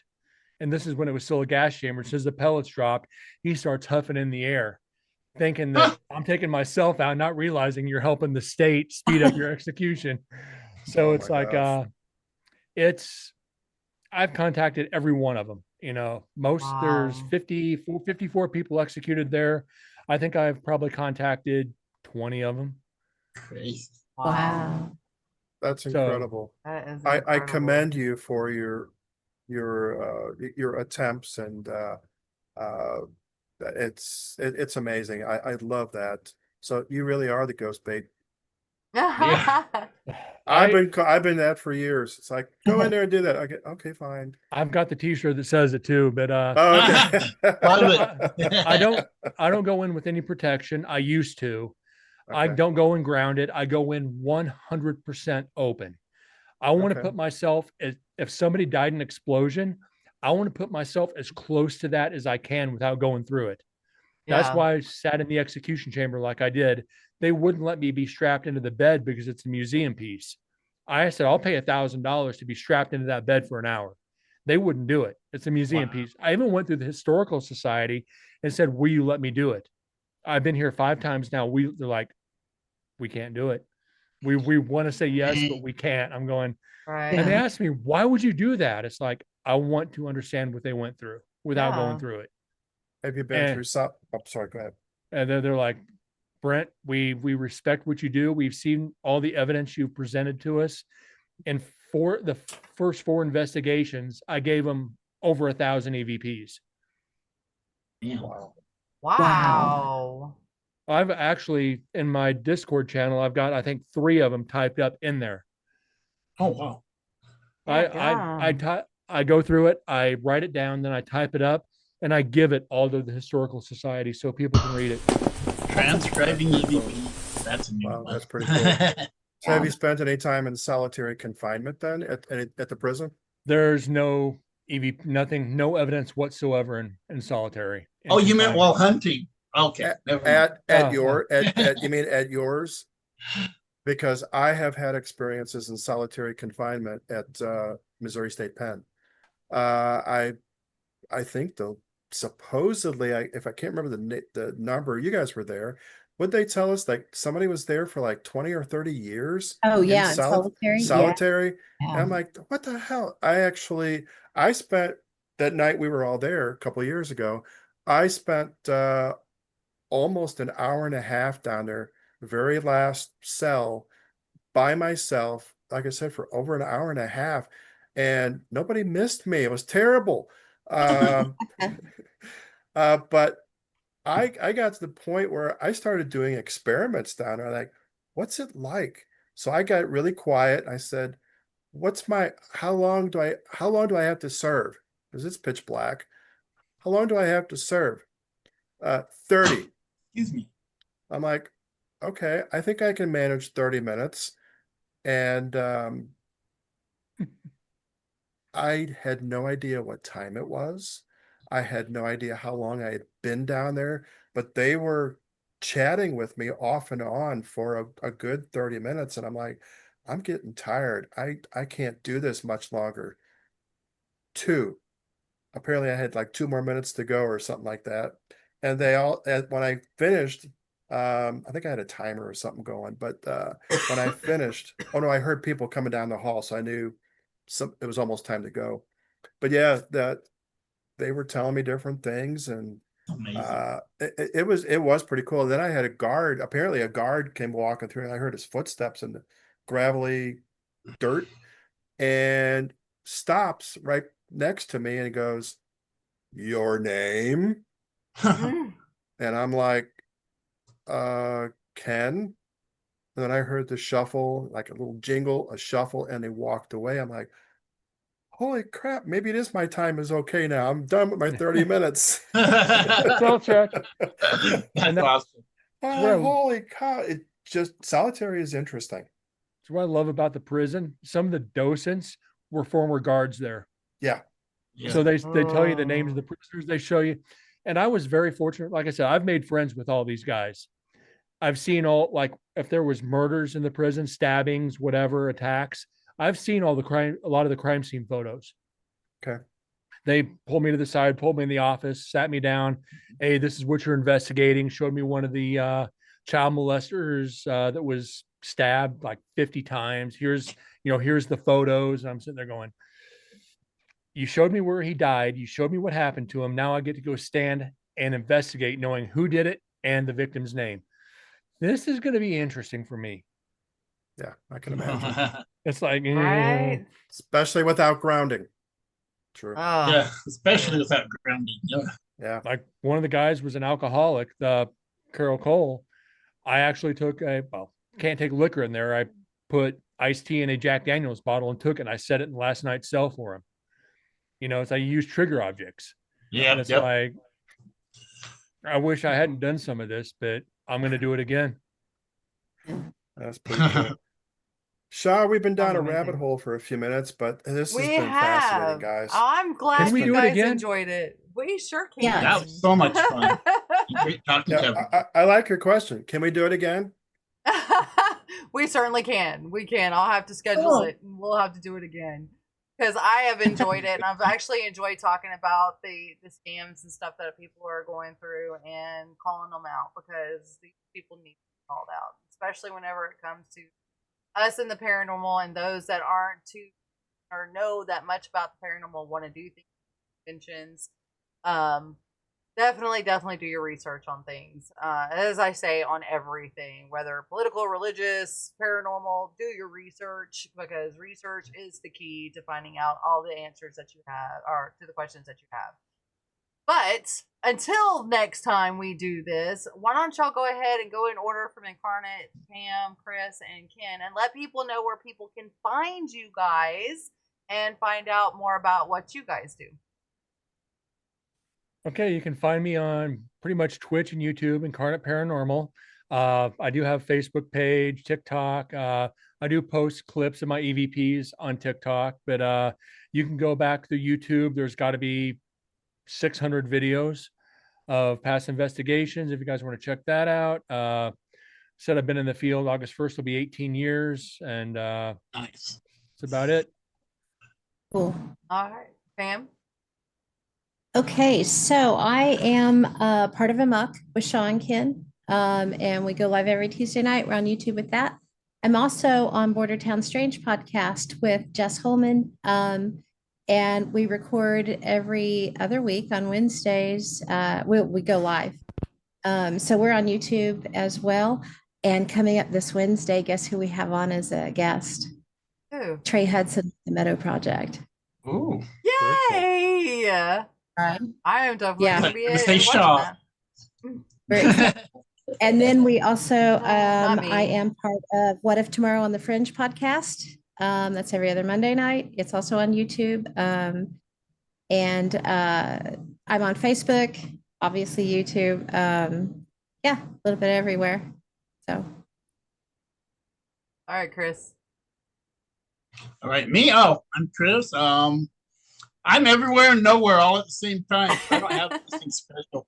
So I just jump on everybody's wherever they want me or need me or have a use for me or whatever. So nothing special for me. Aw, but you're special. All right, Ken. Well, yeah, I'm special, but I have no special podcast or anything. Oh my gosh. Hey, I'm Ken and St. Louis area. I've been doing stuff for probably about it's pretty close to 20 years now. I love it. It's just part-time and full-time worker, but as Pam mentioned, I'm part of the Amok team, AMOK, Arkansas, Missouri, Oklahoma, and Kansas. You're seeing what? Muck right here. Muck. yeah. Is not here right now, but my team here in St. Louis, which is basically me, I work under Monster Paranormal St. Louis, so you can find me on Facebook. You can find me on Facebook as well through Amok. I attend a lot of conferences. I can turn. I've told these guys, and they've actually seen it. I can turn a 1 hour drive and take 8 to 10 hours to get home because I'm cruising down highways and I'm like, oh man, I've never been there before. Look, there's a brown sign that says such and such and such. Oh, I've never been there either. I'll turn off and I'll just cruise and drive. But I've been all over the country. I kind of mentioned earlier that I've now been to what, 44 out of the 50 states. So I got to get to Nevada pretty soon. All the states are out west that I haven't been to, or Hawaii and North Dakota. I got to get to North Dakota. But a lot of friends out there, talk to a lot of people. I love it. Conferences again, investigations.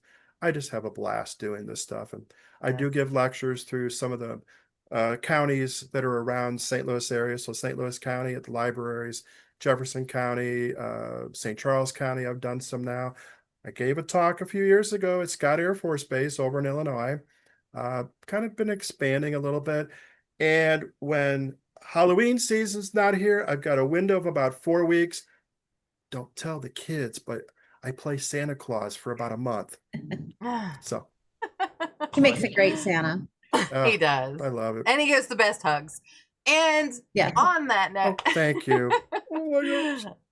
On that note, guys, always tune in Sunday nights at 5 p.m. except for next Sunday. Next Sunday is going to be 7 p.m. because the guys that I'm having come on work until 6. So 7 p.m. Central Standard Time, I'm going to have the shaman and the showman on, Charles E. Rosenay and Timothy. I forgot his last name. I'm so sorry. But they're coming on next Sunday at 7 p.m. Central Standard Time. This Tuesday, we're having a show with Amok at 7 p.m. Central Standard Time. Yep. So y'all tune into that on the tube of you or the Book of Faces. And Pam and I are going to be in New Orleans the first weekend of August. So if you were in New Orleans, y'all come and say hello and talk to us. Absolutely. We want to get you on the show. But when until is that next free time. con again? Oh, the free con is August 8th. And Kansas. Oh yeah, the no, I didn't following- even talk about that again, did I? Yeah, August 8th in Katy, Kansas. We are right on the border of Kansas and Oklahoma, flat on the 37th parallel. So we have all kinds of weird stuff happening in our area. Ley lines. Yes. I'm gonna have to Yeah, try and ley find it. lines. Yep. And Yeah. I then even show up now and then. We got some stories, Brent. and then on the 22nd of August, we will be in Kentucky at the Hopkinsville Goblin Con. And then I think that's it until October. October, we no, have I the think something's expo. happening in September. isn't it? Hutchison's coming No, up. Central Oh, Kansas. Central Kansas. Central Central Kansas. Kansas what's in in Hut? September. August 24th, 25th, 26th, 27th in That's Hutchinson. Goblin Con. Yeah. Yeah. Yeah, And Central Kansas. Hopkinsville. Oh, wait. No, that's the. Fuck. That is September. So Yeah. that is in September. I- Central Kansas Paranormal. The Paranormal Convention. I might be at excuse me, I might be at Silicon in September. Shaw and I will probably be down at Ozfair Ozfair in October. in October. That's in West Plains, Missouri. And then we will be in Arkansas we got Paranormal about Expo at the end of October. We got quite a few conventions. Which coming is up. fantastic. If you are in the area of Little Rock, Arkansas, come see us. Come hang out. It's so that great. museum That's where is my family's from. amazing. And It's it's one of my very awesome. favorites. this will be my 4th time there, but I can't get there until about noon on Saturday, because on Friday night, the night before, I'm involved here in St. Louis at the Missouri Botanical Gardens. They have their Spirits in the Garden event. Matter of fact, I could plug that too. If you want to watch a documentary about Spirits in the Garden, about the Missouri Botanical Gardens here in St. Louis, it's a 16-minute documentary. They told us the stories. We found evidence to support their stories. It's pretty fascinating. That was done about 12 years ago. This is the 11th year, and this will be my 10th time hosting the ghosty side of the Spirits in the Garden. So if you want to come out for a Halloween adult party, because their spirits are distilled products and just all sorts of crazy stuff. It's an adult party for about 2.5 hours at the garden. You wander around the garden in the dark. It's great. It's pretty cool. Pretty cool stuff. Awesome. So, Awesome. and that's the 23rd. Yeah, October 23rd. Yep. Cool. So All Friday right. night. Then I drive all night. And then you drive all night. No. Yes. Oh my Be gosh. careful doing that. All right, guys. Until next time, y'all don't go anywhere. But y'all watching, stay free, stay safe. Always do unto others as you would have them do unto you. And until next time, see you guys later. Bye. Thanks, y'all. guys. Bye. Bye. Switch it on and come along. Haunted houses all night long. Gaming streams and ghostly scenes. Just chatting with the in-betweens. IRL, she's on the case. Finding spirits in each place. Every game she plays with flair. G.E.E.K.S, paranormal, she's there. Ghosts and games all night. G.E.E.K.S paranormal's bright. Just chatting feels so right. Trying to stream, it's quite a sight.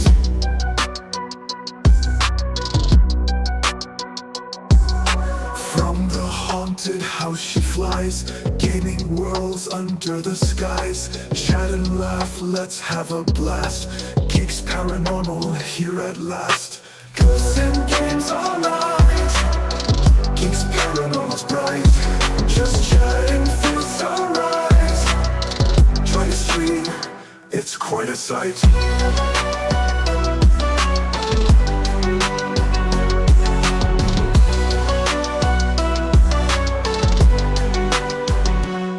From the haunted house she flies, gaining worlds under the skies. Chat and laugh, let's have a blast.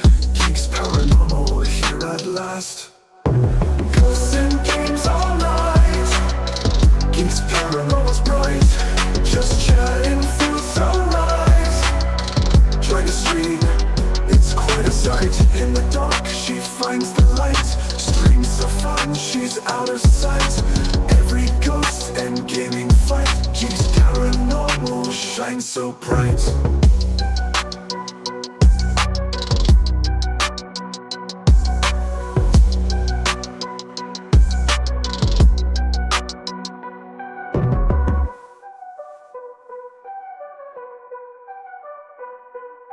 In the the dark, she finds the light. Stream so fun, she's out of sight. Every ghost and gaming fight, Geeks Paranormal shines so bright. Ghosts and games all night, Geeks Paranormal's bright. Just chatting feels alright. Try to stream, it's quite a sight. It's quite a sight.